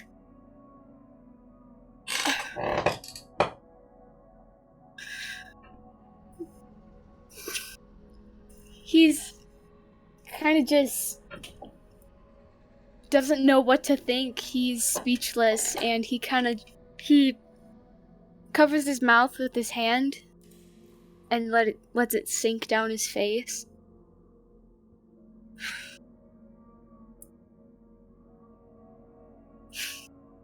I don't know. About what? Just none of this makes sense. How does he know that's gonna happen? He's seen it. How? time travel, I guess. Think of it like the Anunnaki, I guess, where someone exists outside of, say, how we experience things. I guess that's the only way I can really think of it. So Wait, hold on. That guy has experienced our timeline several times, right? It seems that way. And said that. How many times did Momo completely shit the bed? Did he say? Well, sorry. It was split. It was either Momo shits the bed, as you say, or Momo decides to face them by himself and gets completely crushed. Did we ask about, were there any times when we gave Momo a hella great, like, inspiring speech and we all worked together as a team? Was that on the timeline list? I feel like that would have ended in death anyways. Okay, but do we know that for certain is what I'm getting at.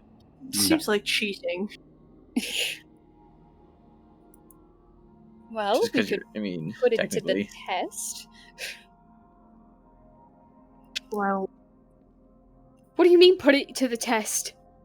Well, give you a rousing speech and make it sound genuine. Wow, gee, thanks. That really makes me feel better. Look, I'm not good at this stuff.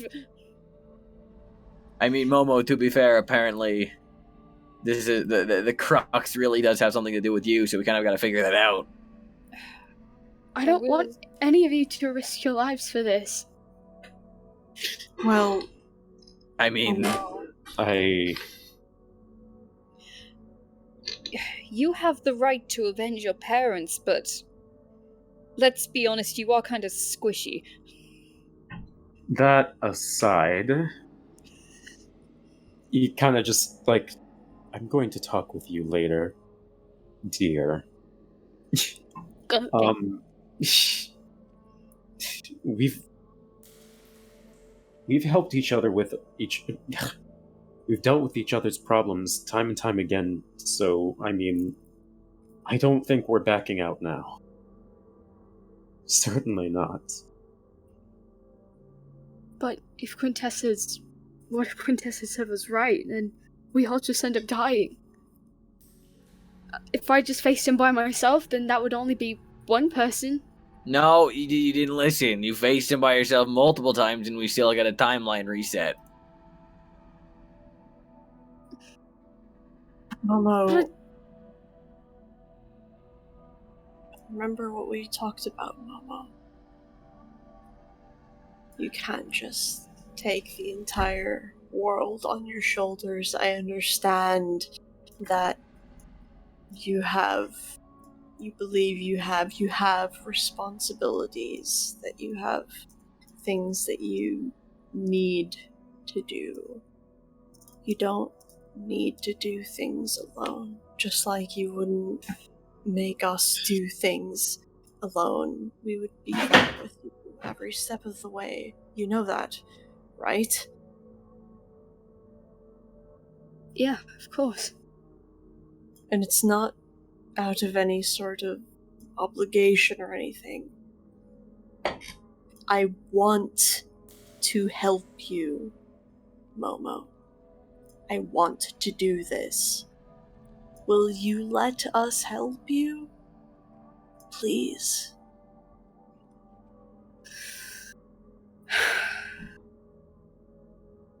If not for me, you know there's another person who would want you to let him help you. Okay. Okay. Yes, I could really use your help. Great. I don't want to go in by myself. Exactly. We're right here with you. Yeah. To the end. Right? To the end? Sorry, I didn't sign up for that part. Wait, can we just go over those? It's okay, Scam. We can resurrect you like you said. It's fine. I like being the statistic of the group. Like, I am the control. And Quintessa, shut up. Okay, so then she can go first. Okay, Scam, I own you. Shut up. Damn it. Can't argue with that logic. Alright, well, then we avenge your parents. Okay, let's do it. Sounds good. We'll have to talk some strategy, if you will, but with your permission, fuck yes, Momo. Let's fuck some shit up. Yeah? Yes. Agreed. Fuck some shit up. Hell yes! Hell yes. Hell yes, I'm with everyone. It's so weird when you say fuck shit up, Momo. I'm it's like, cognitive dissonance. Okay, so what do I blow Fuck up? shit up. I'm gross. This is the first time that Malifine has seen like everyone on a coordinated basis, and he's smiling right now. Oh. But if before we do anything else, I would like to ask if it really does come down to us killing him and us winning the battle in the end, I'm the one who gets to kill him. Okay. That's it. I mean, yeah. Absolutely. I would give you my own pick if it were necessary. And it's not necessary. Okay. So, what do we do now? Okay, well, I guess we go, in your words, fuck shit up. However, wait, hold on. Let's just get a couple of things clear very quickly. Momo, we all support you, and we all are going to agree to these terminologies. However, grabs by the scruff of the feathers, you are a healer. Okay, You can fuck shit up. You can fuck shit up and heal us, but you shake. Don't go in the front. Remember the sparring match that Malifane had with Treadlon? See, that's the whole thing. Spellcasters don't go into sparring range with someone like Malifane. You have someone like Malifane or someone like myself in between you and the other person. Please, fuck shit up from a distance. You have Fireball. You are going to stand. You are so powerful. You are going to stand in the back and you are going to cheese this motherfucker. And if you hold on, I magically manifest a pair of manacles and handcuff Momo to me. He's like, click, you are staying next to me for the entire fucking fight.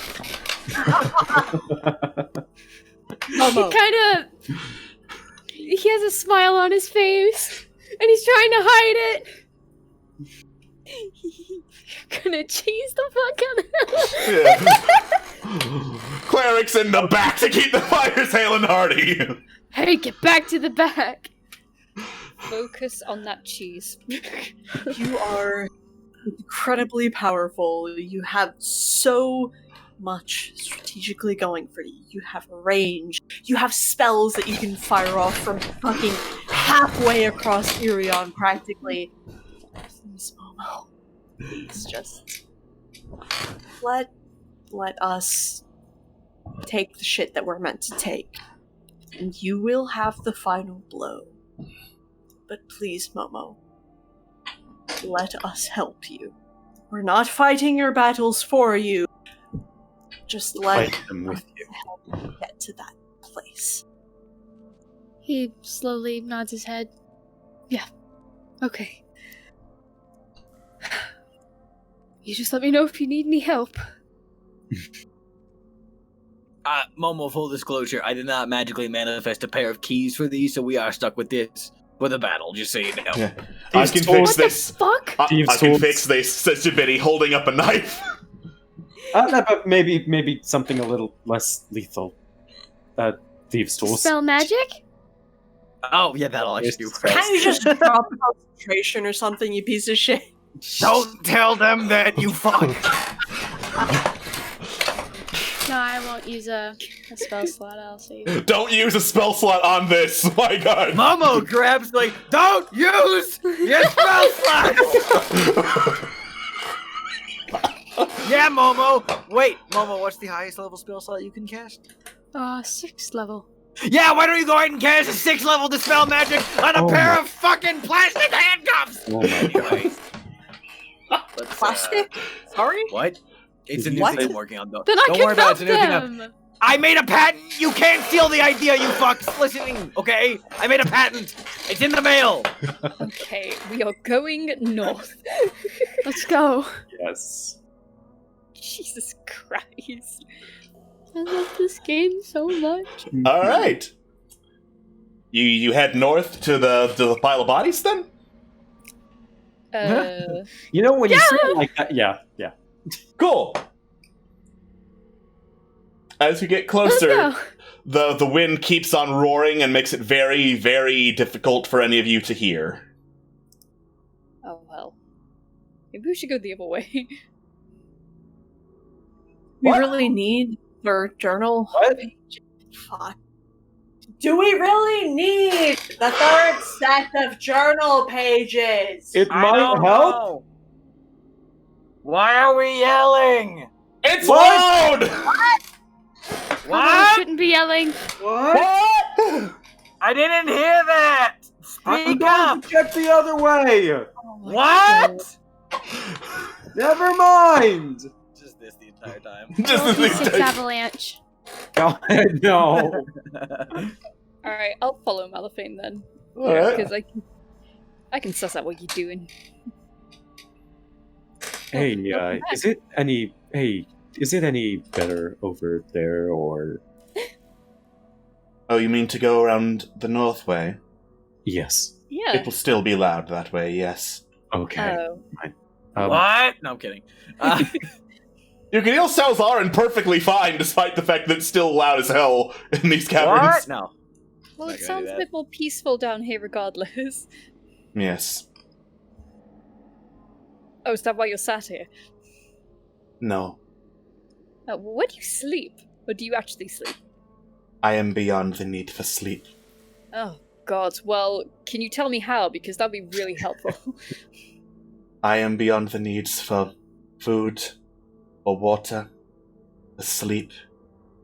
Mortal concerns no longer concern me. Hey, just out of curiosity, before we leave, you said you were that bored. Are you the one who was setting up the kobolds in those chairs earlier, or? Yes. Like I said, pardon the mess, I am still decorating. Okay, just check. Okay. Thank you. Okay, well, can we go past? Or are Yes. you just gone, Malafane? I don't know what to. He said it's not much better over there, so. It's still loud over there. Fine, then I guess we're going the other way. What did you find over there? What? Jesus Christ. No, it's not much better over there. I will keep tight hold of Grump. Okay, you know what? Actually, just for the sake that I don't want to just hear "shut the fuck up" from my other housemates, I'm just gonna speak at a slightly louder volume. If Yeah, that's no, okay. that's what I'm doing. Right, we braved the storm. We're gonna have to keep going this way.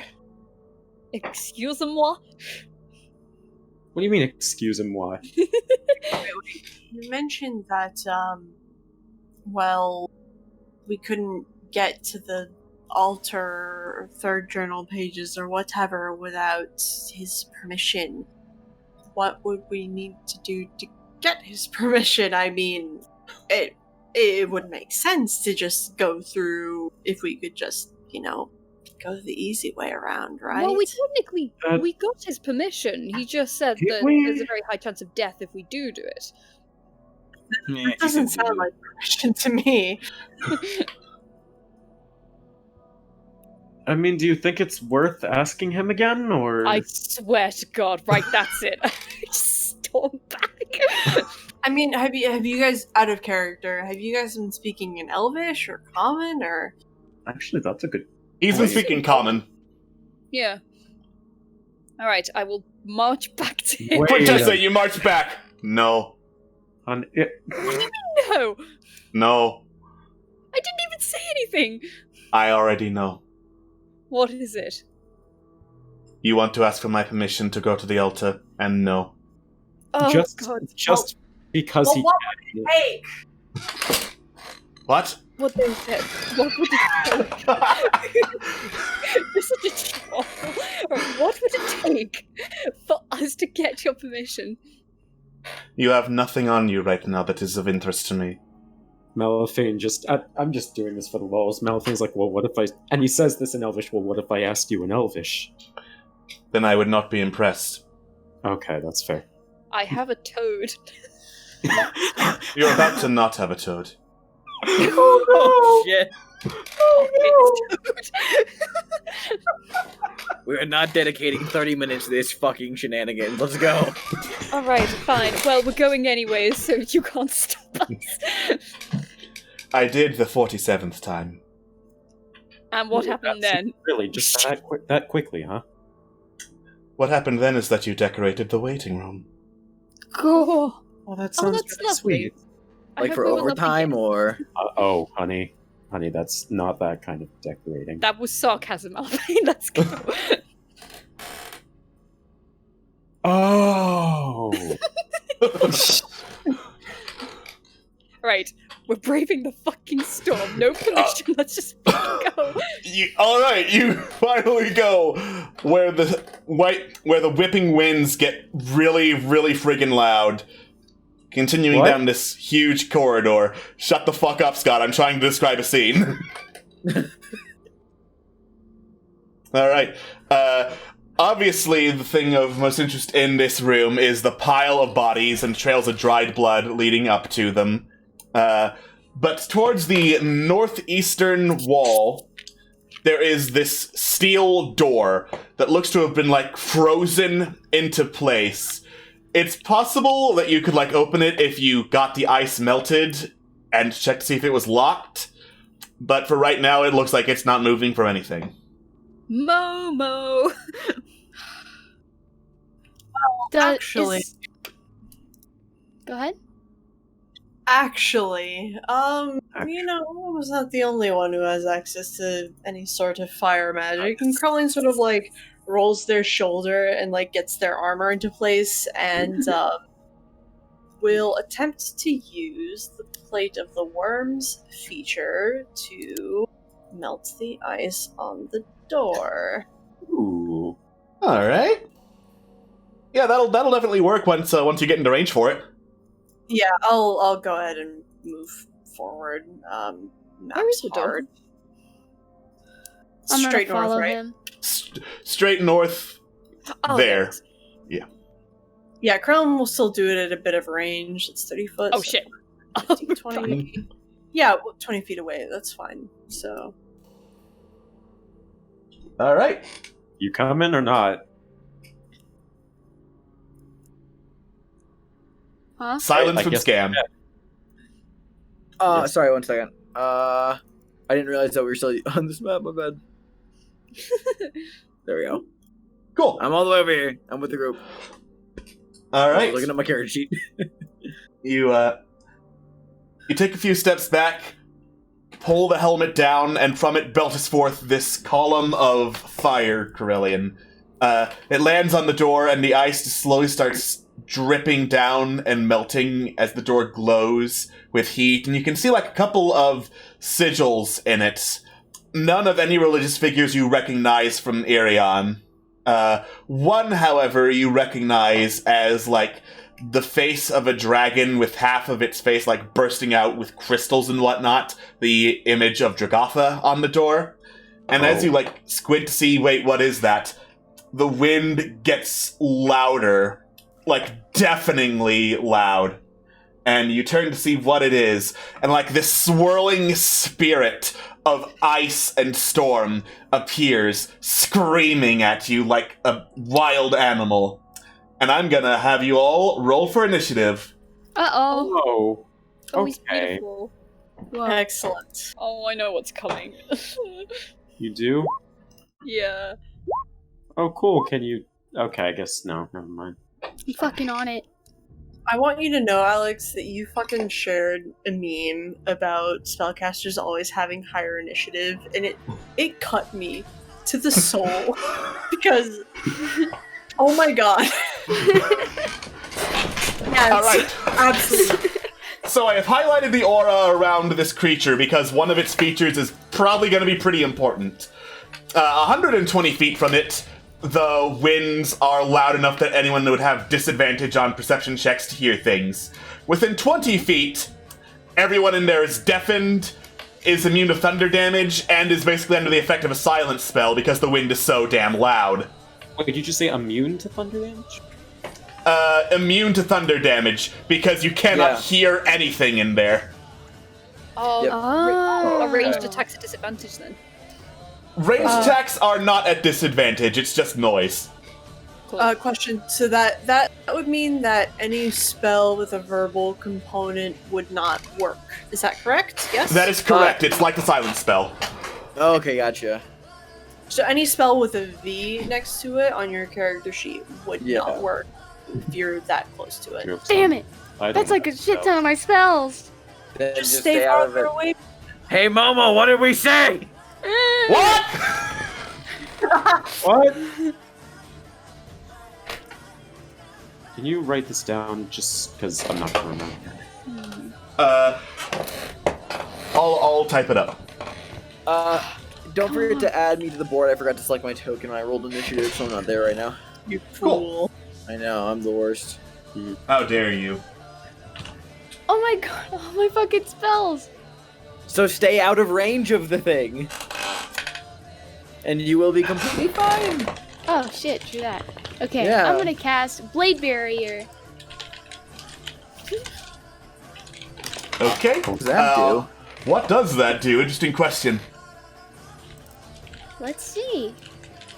You create a vertical wall of whirring, razor-sharp blades made of magical energy. The wall that appears within range and lasts for the duration. You can make a straight wall up to 100 feet long, 20 feet straight up high, and 5 feet thick. Or a Wait. ringed wall up to 60 feet in diameter, 20 feet Can high, you and just, 5 like, feet thick. Fully enclose that thing in there? Yeah. Can you just, like, fully make it I'm totally gonna do that! Jesus. Alright. So, how much again is the length of the blade barrier? It can be up to 100 feet long, 20 feet high, Up to. and 5 feet deep. So can you Like just you shape think. it to be just exclusively the size of this thing? Yes. Just a circle immediately like an Iron Maiden for this thing? Yes! Alright, so that is a dexterity save. You heard the bird, Alex. You heard the bird. Alright, so I believe that is half damage. Yes. As dang it. the circle of blades swirls around inside it. That's 10 damage. 10 damage. This is great because we can just, like, if it's trapped behind this barrier, we can just hold all of our attacks until the spell ends and then just all go at once. Yeah. How long does the spell You end want to again? shoot arrows, though. Mm-hmm. Yeah, I can try. Yeah, what is So, what is that's the what I'm duration saying. of the spell? When the wall falls, is what I'm saying. Arrows aren't affected, are they? It's about... I don't think it says, like, the duration. Yes, it does. Yes, it does. Every spell says the Oh, duration. 10 minutes. Concentration up to 10 minutes long. So I'm saying the arrows thing because any creature behind the barrier has 3/4 cover. Ah. Shit. Well, what I'm saying we are is, behind the barrier for it. It's behind the barrier for us. well, what I'm saying is, then yeah, no, we're holding for when we can just drop the spell. Then if it's fully stuck in there, it can't get out, right? Well, the space is difficult terrain, so we can just all like hold an attack until it is either out of the wall or the wall is removed. You know, if you wanted to do a range like arrows attack, then you can just hold it until it is no longer behind the cover for it. Yeah. Well, it seems like an attack doesn't break the spell. No, what I'm saying is though, because it's behind the wall, it has 3/4 Oh, I see. cover. As cover, I see. Yes. So anyone who wants to shoot it can just wait until it's no longer having 3/4 cover, in which case they'll get to immediately reaction hit them. So, because if this thing is just sitting behind the wall, then it's going to take some damage either way. Yeah. Yeah. All And right. it's difficult terrain, so gives us time to arrange ourselves in a nice pattern. Yeah. That gives me Strategize. Strategize! Malifane, you're up. What? Okay, let's see. How do I want to do this? Trying to think about this. Give me a moment. Because I know what I want to do, but I don't... Oh, damn it. Never mind. It requires me to hit a creature, so ignore me. You know what? In that case... Yeah, I guess I'll just move into a different section. I'll just move into a more advantageous position. I will move 5, 10... Is this like... That is a ledge. Okay. Never mind then. Let's see. You know what, all things considered, this really isn't that bad of a position to be in, so I'll just move right here and ready in action. So when when the wall falls, I will launch an arrow. Alright. Scam. Okay. I'm going to back up a bit. And, I didn't want to do that. I got boots of flying, so I'm just gonna zip on over here. And I'm going to... Where's my spell? There's my character sheet. I'm going to cast a spell. Actually, before I do that, actually, I'm gonna test the waters. I'm going to bonus action. Oh, no, sorry, not bonus action. Action, create an Eldritch Cannon. I'm gonna make the flamethrower. All right.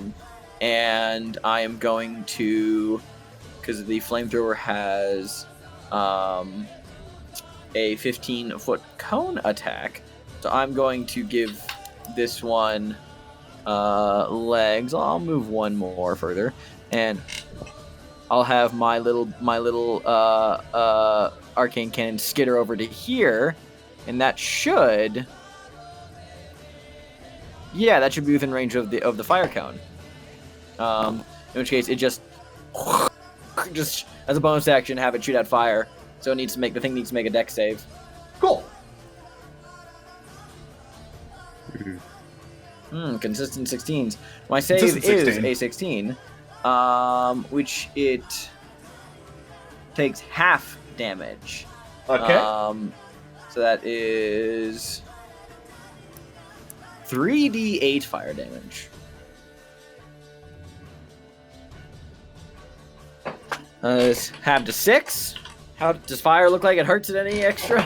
You shoot this cone of fire into the swirling mass of snow and ice.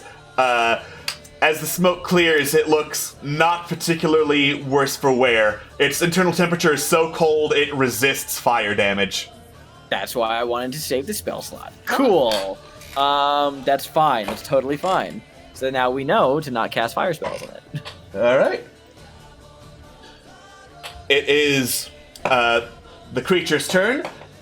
I double-checked Blade Barrier. It's whenever it starts its turn or moves through the first time, so we'll just assume it is moving through now, because it flies straight through the Blade Barrier. 1, 2, 3, 4. Does it have ethereal movement? Yes. Fuck! Oh. Blades are for skin, you dingus. 2, 3, 4, 5, 6, 7, 8. Oh shit! No! Yeah. The roaring and Quintessa screaming. get opportunity attack? It did not move away from Quintessa. Oh dang! Okay. Yeah. It zooms straight through the blade barrier, cut by the blades, straight for Momo, as ripping claws of wind appear in the middle of the storm and rip at Momo's chest. So this is 2 claw attacks. Oh my god! 22 is gonna hit. I believe Because finally we gave Momo armor. 17 will Yeah! not. Fuck me! Oh. Fuck me! The winds tear at your flesh, Momo, and leave this biting, cold trail behind. That was 45 Oh, damage. fucking good! Kill me now! That was 45 damage. Corellian! Cool. Awesome. Love it. So, You love to see it. Krellian is going to move into Momo's space, and that's, and just fucking shove him behind Krellian if possible. Yeah, you can move someone else as part of your movement. I allow that. Excellent. Yeah. Krellian's gonna shove Momo so that Momo is behind him in that section, and then Krellian is going to make some attacks. And because Quintessa's right there, these attacks get to have advantage because of pack tactics, which I will Nice. in Cool. there right quick. After you do this, remind me to have Momo make concentration. Yes. Right, so I'm going to make some attacks. About right there, you said, right? No, just right to the behind right of Corellian. Oh, okay. Oh, good. Excellent. Both attacks hit, by the way. We're gonna put a little, let's say, second level smite on that, so that would be a 3d8 if it hits. Both of these hit.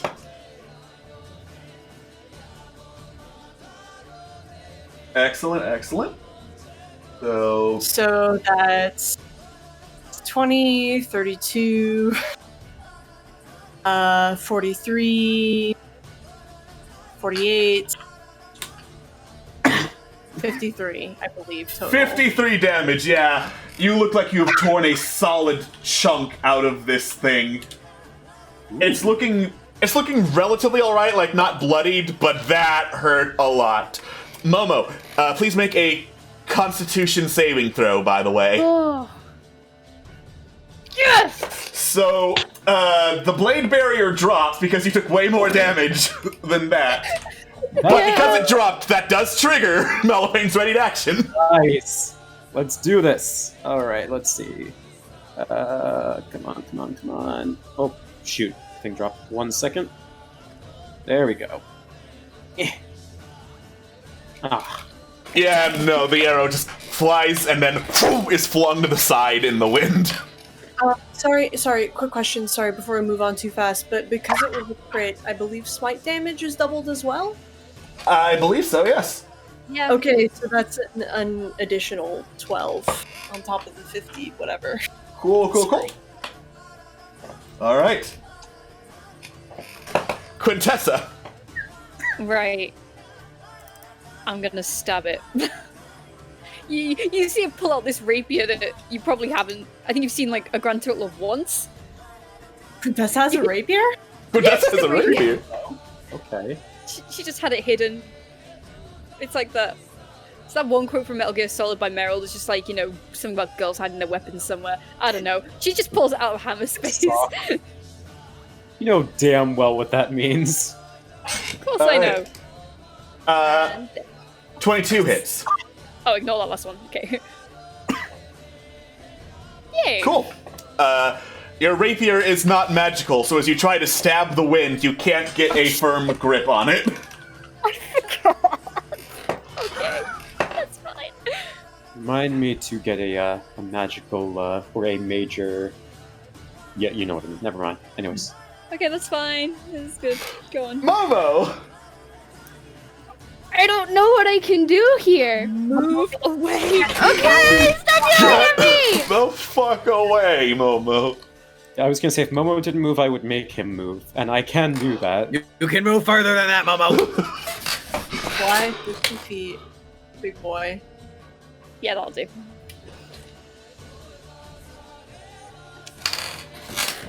Alright. Is that it? Yeah, that's it. Okay. You don't want to do any of your other actions? I don't know what I can do. You just move. You still have your entire turn. Yeah, you have an entire turn of action and bonus action left. Okay, in that case, I'm gonna. Fuck, he's fire immune. Not immune, resistant. So, but still. Resistant. Yeah. I'm gonna cast Toll the Dead on him. Okay. Good choice. Oh, and he's hurt as well, so that'll be more damage. Never mind. No, it won't. A bell rings out, but it does not seem to affect the creature in the slightest, as it just peers straight through the icy pillars towards you, Momo. Damn it! Malifane. Okay, quick question for the party. Would either of you like to either get a little bit further from the creature or make an extra attack against the creature? Attack, you say? I do say. You have my attention. I have advantage as long as someone else is within 5 feet of the creature because of pack tactics. But if someone were to move away, I could find another way to get advantage. So, out of character. Yeah, that's what I'm telling you. Right. Okay. Well, first thing I'm going to do is make one of my 2 attacks against the creature. So I'm going to do that. Let's see. There we go. Okay. Even with the cover it technically has, that's enough to hit it. Hell yeah. Alright. And then that is... come on. There we go. Okay. Sneak attack. And roll. Oh. Okay. That is a decent hit. The rogue bow is a magic item, so it's not resistant to that. Oh, it is magic. Okay. Yeah. And then I am not going to use my second attack because I am going to forego it in order to use. Oh, I've always wanted to use this one. In order to use the Commander's Strike, where I will allow one of my allies to use their reaction to make an extra attack against the creature. Hi, I volunteer as tribute. I will allow it.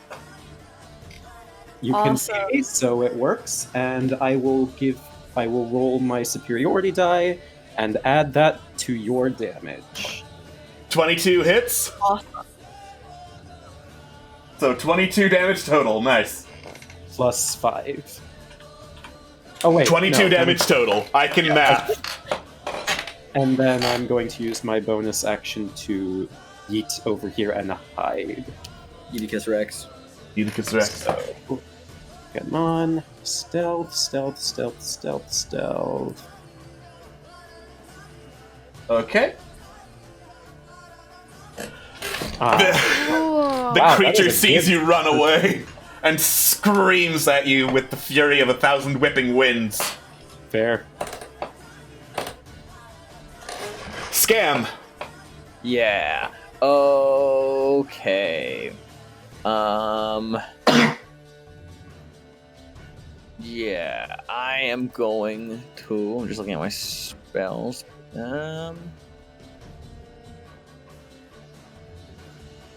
I will cast Chaos Bolt at 3rd level on this thing. Okay. Fuck. Yeah, I don't think if I give myself a +4 it would hit. So that does not work. Cool.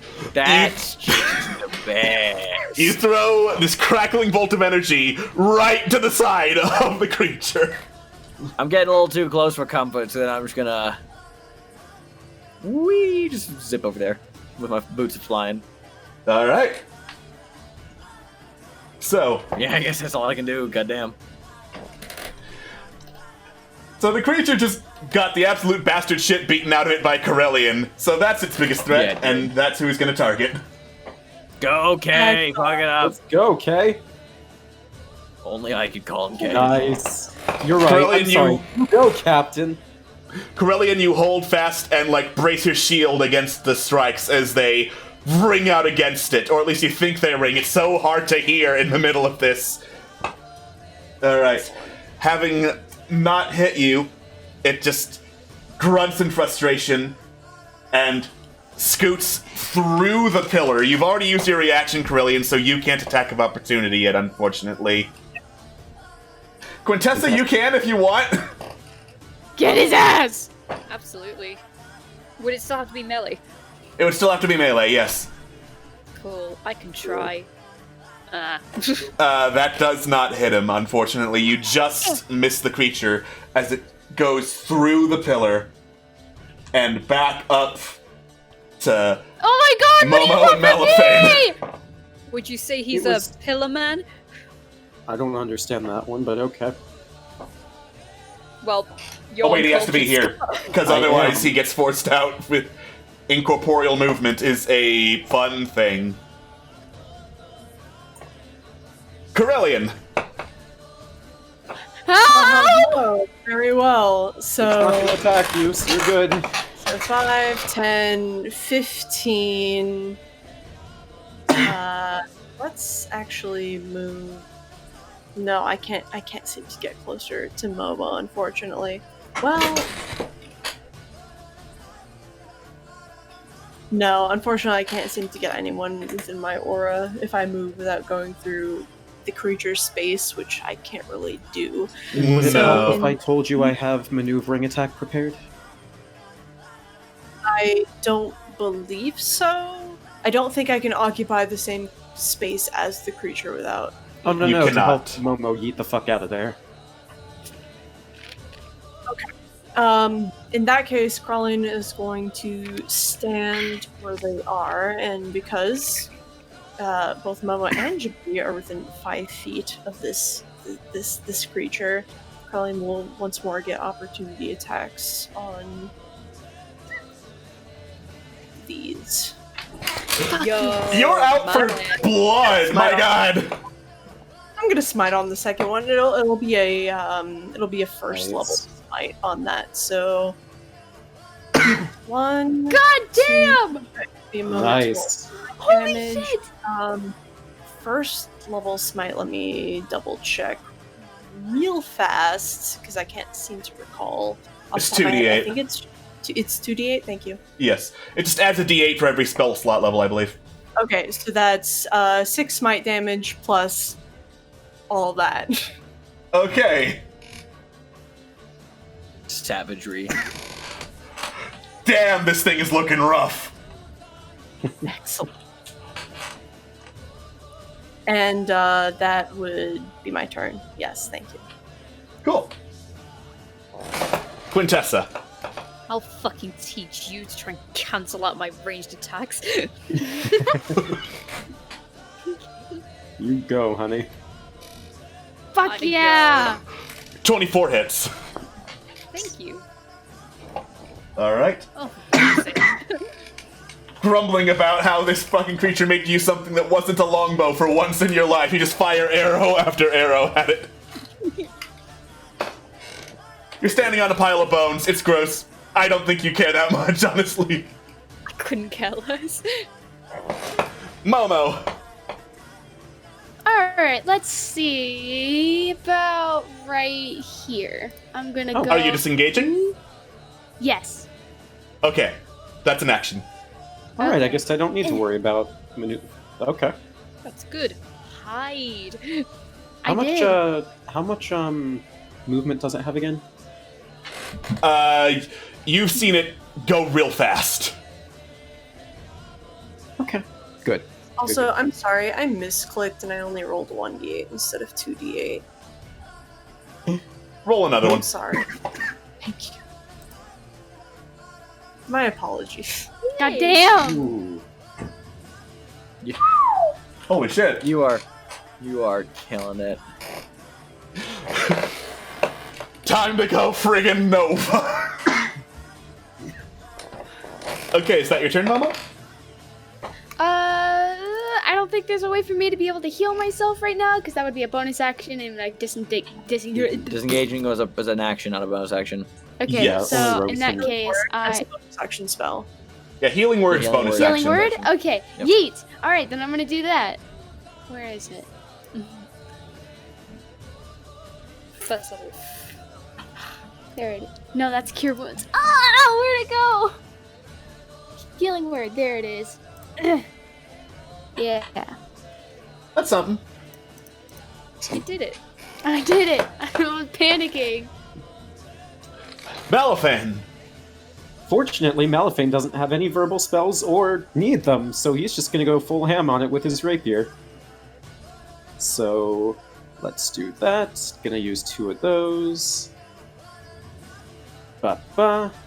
Both of them hit. Nice, and that... Rapier is not magical, though, so... That's fair. Come on. Come on. It does still proc sneak attack, so... First one would, yeah. First and second. So, sneak attack only happens once per round. Oh, whoops, my bad. Alright. And then... Does this happen in the... Hang on one sec. I'm just trying to remember. Okay, it does. Momo, do you want to get a little bit further, or are you good where you are? Or... I think I'm good where I am. In that case, I think, yeah, okay. Alright. Oh, no, I'm... Yeah, okay. Good talk, scam! Okay. Okay. So... Stealth, damn it, stealth! I'm good where I am! Proceeds to move away. You know, I meant with the... Fuck you. Okay. Damn it, fucking stealth. Okay, look. So, I am going to cast Bolt. Didn't miss the first time because I'm so good at this. How's your fucking up things going, Corellian? Excellent. Would you like to do it even? Hear it over the wind, but Would you like to fuck things up a little more? Is that What? your question? What? What? Yeah, you can't hear this, Corellian. You can't hear any of this, Corellian. I see a dangerous glint in Scam's eye, and I'm just like, thumbs up. Yeah, fuck yeah. Whatever. I don't fucking care at this point. Fuck it up. I will cast haste on Corellian. Corellian, you feel a burst of speed rush through you. That was my action. So with haste cast, boop. For my bonus action, I am going to move my Eldritch Cannon. And let me just double check because I think I can only move it 15 feet, or can I make it dash? Let me double check. We're just checking. 15 feet is part of the bonus action. Okay, so it'll move 15 feet. So I can move the thing to like 10, 15. I'll just move it have it just like leap down and just like scuttle over here to get down here. Who? Just remind me, who was haste cast on? Corellian. Corellian. Okay.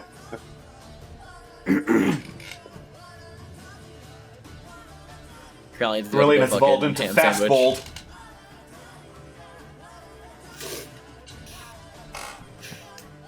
Alright.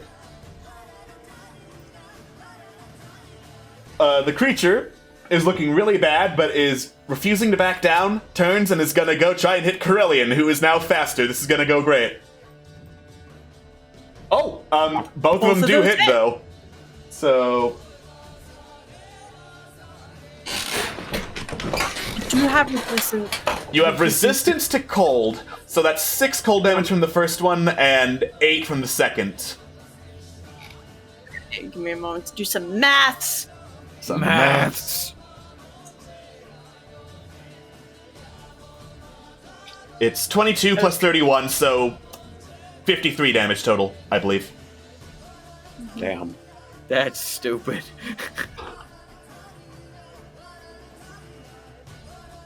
Alright, awesome. Alright. Corellian, you're bloodied. This thing's bloodied. Fuck him up! Fuck him up! Fuck him up. Awesome. So, I get 2 weapon attacks as my regular action, and Jabiti's right there, and he's an ally. So Jabiti's an ally, yeah!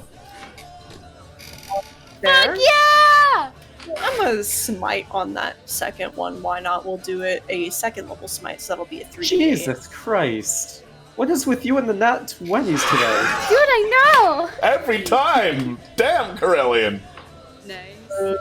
3d8, and that'll be a doubled 19 plus all that. You're gonna And then, fucking kill him! Want to share some of those with us? mind you, I don't get multi-talk, I just get attack because of haste. Just the one. 1 more. And that's another 15. Okay, 15 misses, but the 28 and that shit ton of damage is enough. So, emboldened with incredible speed, you just dash into the thing and hack at everything resembling an organ that you can possibly see. And with one final scream that you finally hear over the deafening winds, it just bursts into this cloud of snow that rains down over you, Malifane, and Jabiti. That you hear over the deafening winds. The winds were dying down. It was that loud, and it was dying, so the wind screamy loud effect was dying down. Yes. Okay. Colin just points at Scam and says, "Yes!" Yeah! Momo flies back down and casts Cure Wounds on both of us. That's 2 spell slots. Yeah. Good. That's so pretty. Besides the blood, but it's alright. You can have the... I'll take the 17. Okay. It's going okay. You were never attacked in the battle, so Grump is still immobile, and you're pretty sure he's alive. Good boy. I poke Grump. Why is he immobile? I don't get it. Make a nature check. Thank you. I'm like legit confused. I wish Uprising was here. I It's challenge cold! Uprising. It's cold! He is hibernating! You took him into a cold as hell place! Okay, he is hibernating. That's fine. He's sleeping. Good boy. Is that women's intuition? Yeah, have you never heard of the goddess Uprising? She has all the ideas and theories on lizards and frogs and toads, I assume. I conveniently remembered her at this present moment, and yes, this boy's definitely sleeping. Yes, the goddess of herpetology, worshipped by bullywugs and fire newts the world over. Grungs. And grungs. God. Did I ever tell you about this halfling I met in my dreams? Go on. No, go on, Malifane. Tell your fiance about the halfling. Jake from State Farm. Tell your fiance what this halfling looked like, Malifane. I'm just saying, wow, it's coincidental that you described this goddess named Uprising. Do go on, Malifane. Why are you talking to me like that? No, I'd like to hear every detail about this halfling you met in your dream. See, if I did that, it would out of character. Oh if my I did that, it would require crossing the streams, and we can't do that now, can we? Jabiti slowly leans over, holding a knife. Since you're going to be so difficult, let's just go through the fucking door. All right. God. The ice has melted. The door is locked. Thieves' tools. I didn't know that thieves was Malifane? Okay. Yeah. Let's see. Thieves' tools. I set up. Woo! Oh, wow. Woo! All right. You start picking the lock, Malifane, and as you do, the runic symbols on the door start glowing again, and you feel this intense heat coming from the door. Back away, and on it appears the burning image of Dragotha's face, just staring out. All of you just hear him. Foolish ones, I know your faces now. I know what you have taken from me, and it will be returned. What? Wait, hold Oh. Yo, Wait. Dragoth, is that you? And then the fiery image fades away. It's a Wait, you security took something from tag. it? Hang on, what? So he is alive. Or I'm so confused. I mean, albeit I haven't gotten a Dragoth dream in quite some time now, but Well, he's right. We did take stuff from him, technically. technically. Okay, but is the door open? No! Okay. Right. God. Well then. Mama's just gonna cast, Scorching Ray and try to bust the door down. He's fed up with this shit! He wants Yeah. to fucking get it over with! No, How do you Val. feel, Paladin? Watch as Alex looks up the AC and the hit points of a steel door. Are we seriously going to barge down a door again in a Yes. different campaign? Yes! God. Alright. Alex, you have the map prepared for this, right? I, of course, have the map prepared for this. This is all part of the same map. Roll for damage, Momo. See if that's enough to bust down the door. It's not. The door's still standing. It's still heated up. I'm gonna give it one more final kick! back. Ugh. Oh god. Stand back. Carlin is gonna go to town on a door with a pick. Yeah, and we're gonna go the whole fucking 3 attacks that are available via haste. Okay, door's AC is 18. Excellent. Yeah, it's fine. Oh my god. That many. That much damage. The door's looking pretty beat up. It's made of steel, though, so it's still So- standing. 38. Okay. Right. Anyone else want to take a chance? Can I cast Fireball? I'm Oh, gonna God. Fuck this up. Yeah? Back Can I? up. Corelling is like hyped right now. They don't give a fucking shit. They're on haste, so Move out of the way! Coffee did you have? fuck it out. Hang on. Let me move. Alright, dexterity save from Corellian. And, Oh no! That's fine. Corellian has resistance to fire damage. Oh, and fuck. Malphane. Wait, oh, nope, backing up. You didn't do it fast enough! Oh, fine. Dexterity saving throw, you said? Dexterity saving throw. From a rogue, you'll be fine. Alright. Fucking See? You're fine! You're fine! Alright, so, I believe you have evasion, Malphane, so you just, like, dive right out of the way. It looks No, really actually, cool. no. Can I just... No, I'm not gonna dive back. Can I just describe this? Malphane Sure. just kind of turns around to where Corellian is and is like, wait, what's going on? He just stands there. Okay. The door Turns creaks back a little around. bit off of its hinges and looks like it opens now because the locks are just dead. Oh. Excellent. Finally! Oh, I see. Warn a fella next time, please. Hey, Jabiti, they made light of the situation, didn't they? You didn't do it in the right accent, it doesn't count. What do you mean I didn't do it in the right accent? You didn't do it in the right accent, it doesn't count. Do I have to speak in your accent in order to talk to you? You're talking to me right now, though, aren't you? I just said it doesn't count. Oh, for fuck's sake. Alright then, what do you want? That's not even close, what the fuck? What do you mean? Is this the female dialect? Not your stupid little male dialect, alright? I'm not male, I transcend gender, I'm a homunculus. I hate Come you on, for Quintessa, running be more past- progressive than that. Shut the fuck up. That thing's dead to me. Come on. Alright. So behind the door, the passage curves off towards an altar that is covered in blood.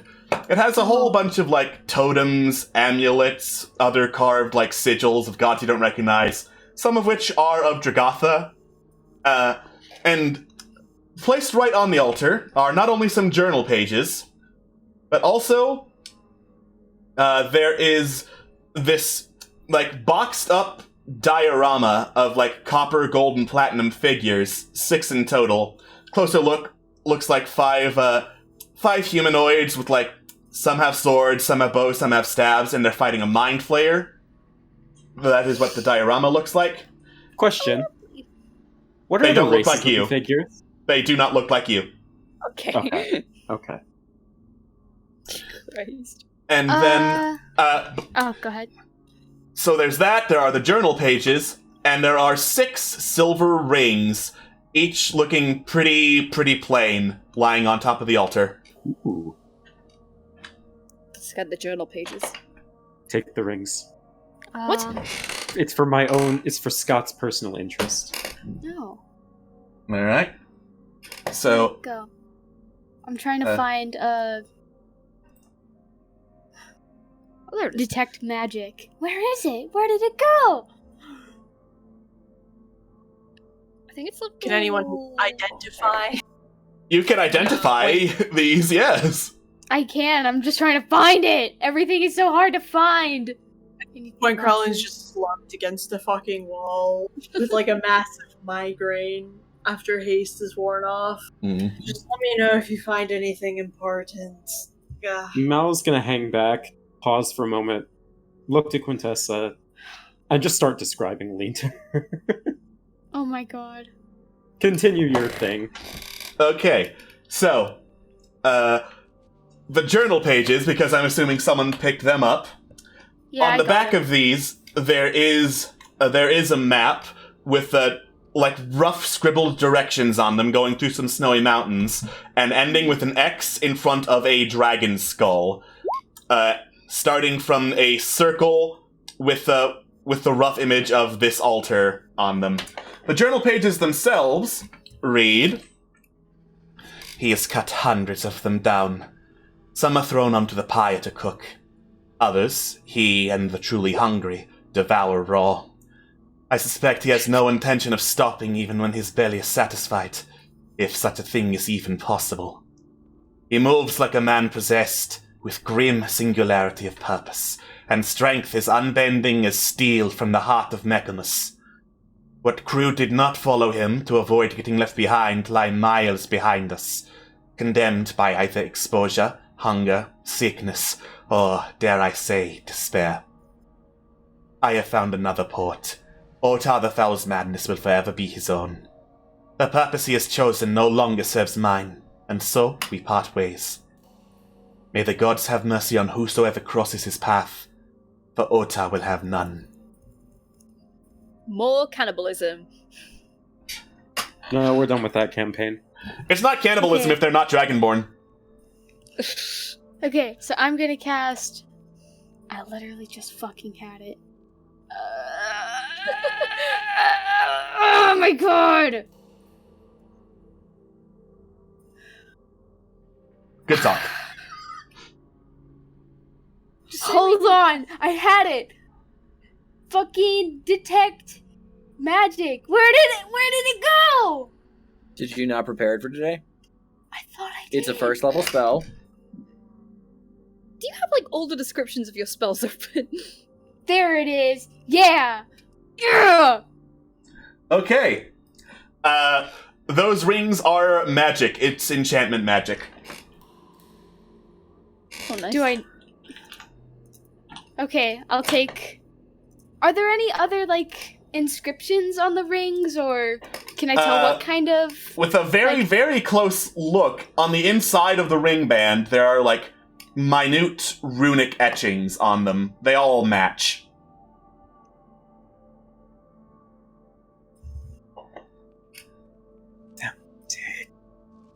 I think I'm gonna leave them. Because those could be cursed, and I'm not Yeah. about that We life. could always just ask Scam to identify them. He's the Yeah, magic. true. I have the identify spell. I call Scam into the room. Oh, what? Need my talents? Yes, What's the magic word? please. Yeah, you got it. Identify on everything over the course of several minutes because I'm going to do ritual casting. Cool. All right. So, journal, not magic. The diorama, not magic. Looks shiny though. The rings. The rings are, as a set, a magic item known as the Circle of Sound. By whispering into one of the rings, the wearer can send a message to everyone wearing a ring from the same set within range. Ooh. The range is 220 feet, and it functions like a message spell, so it's just in their head. That's fucking cool! I'm taking that shit! Take them. Wait, is there a butt attached to that? Is there a butt attached to that? No, well, you've got to be wearing the rings, but otherwise, no. You gotta be, yeah. No, I take them. Yes. You sure? I mean, we just can't trick off going on about how we stole from him. I don't want to be stealing anything else. It's also not attunement. Is dead. It's a programmed illusion, I'm sure. So I return and I give a ring to each person. The ring cannot fit on Jabitti's finger, though he certainly tries to put it on his knife. Jabitti. It's fine, I'll wear it too. Yeah. Alright. So, with all the equipment gathered, you now have a map supposedly leading to where Midas has fallen, and where Otar the Foul is rumored to lie. And that is where we're going to end our session. We did things. Thank you so much for joining us. We will see you next week for more Fallen Empires. There are going to be more streams later. What are they? Shrug. I don't know. Take care, everybody. Bye-bye. Bye, guys.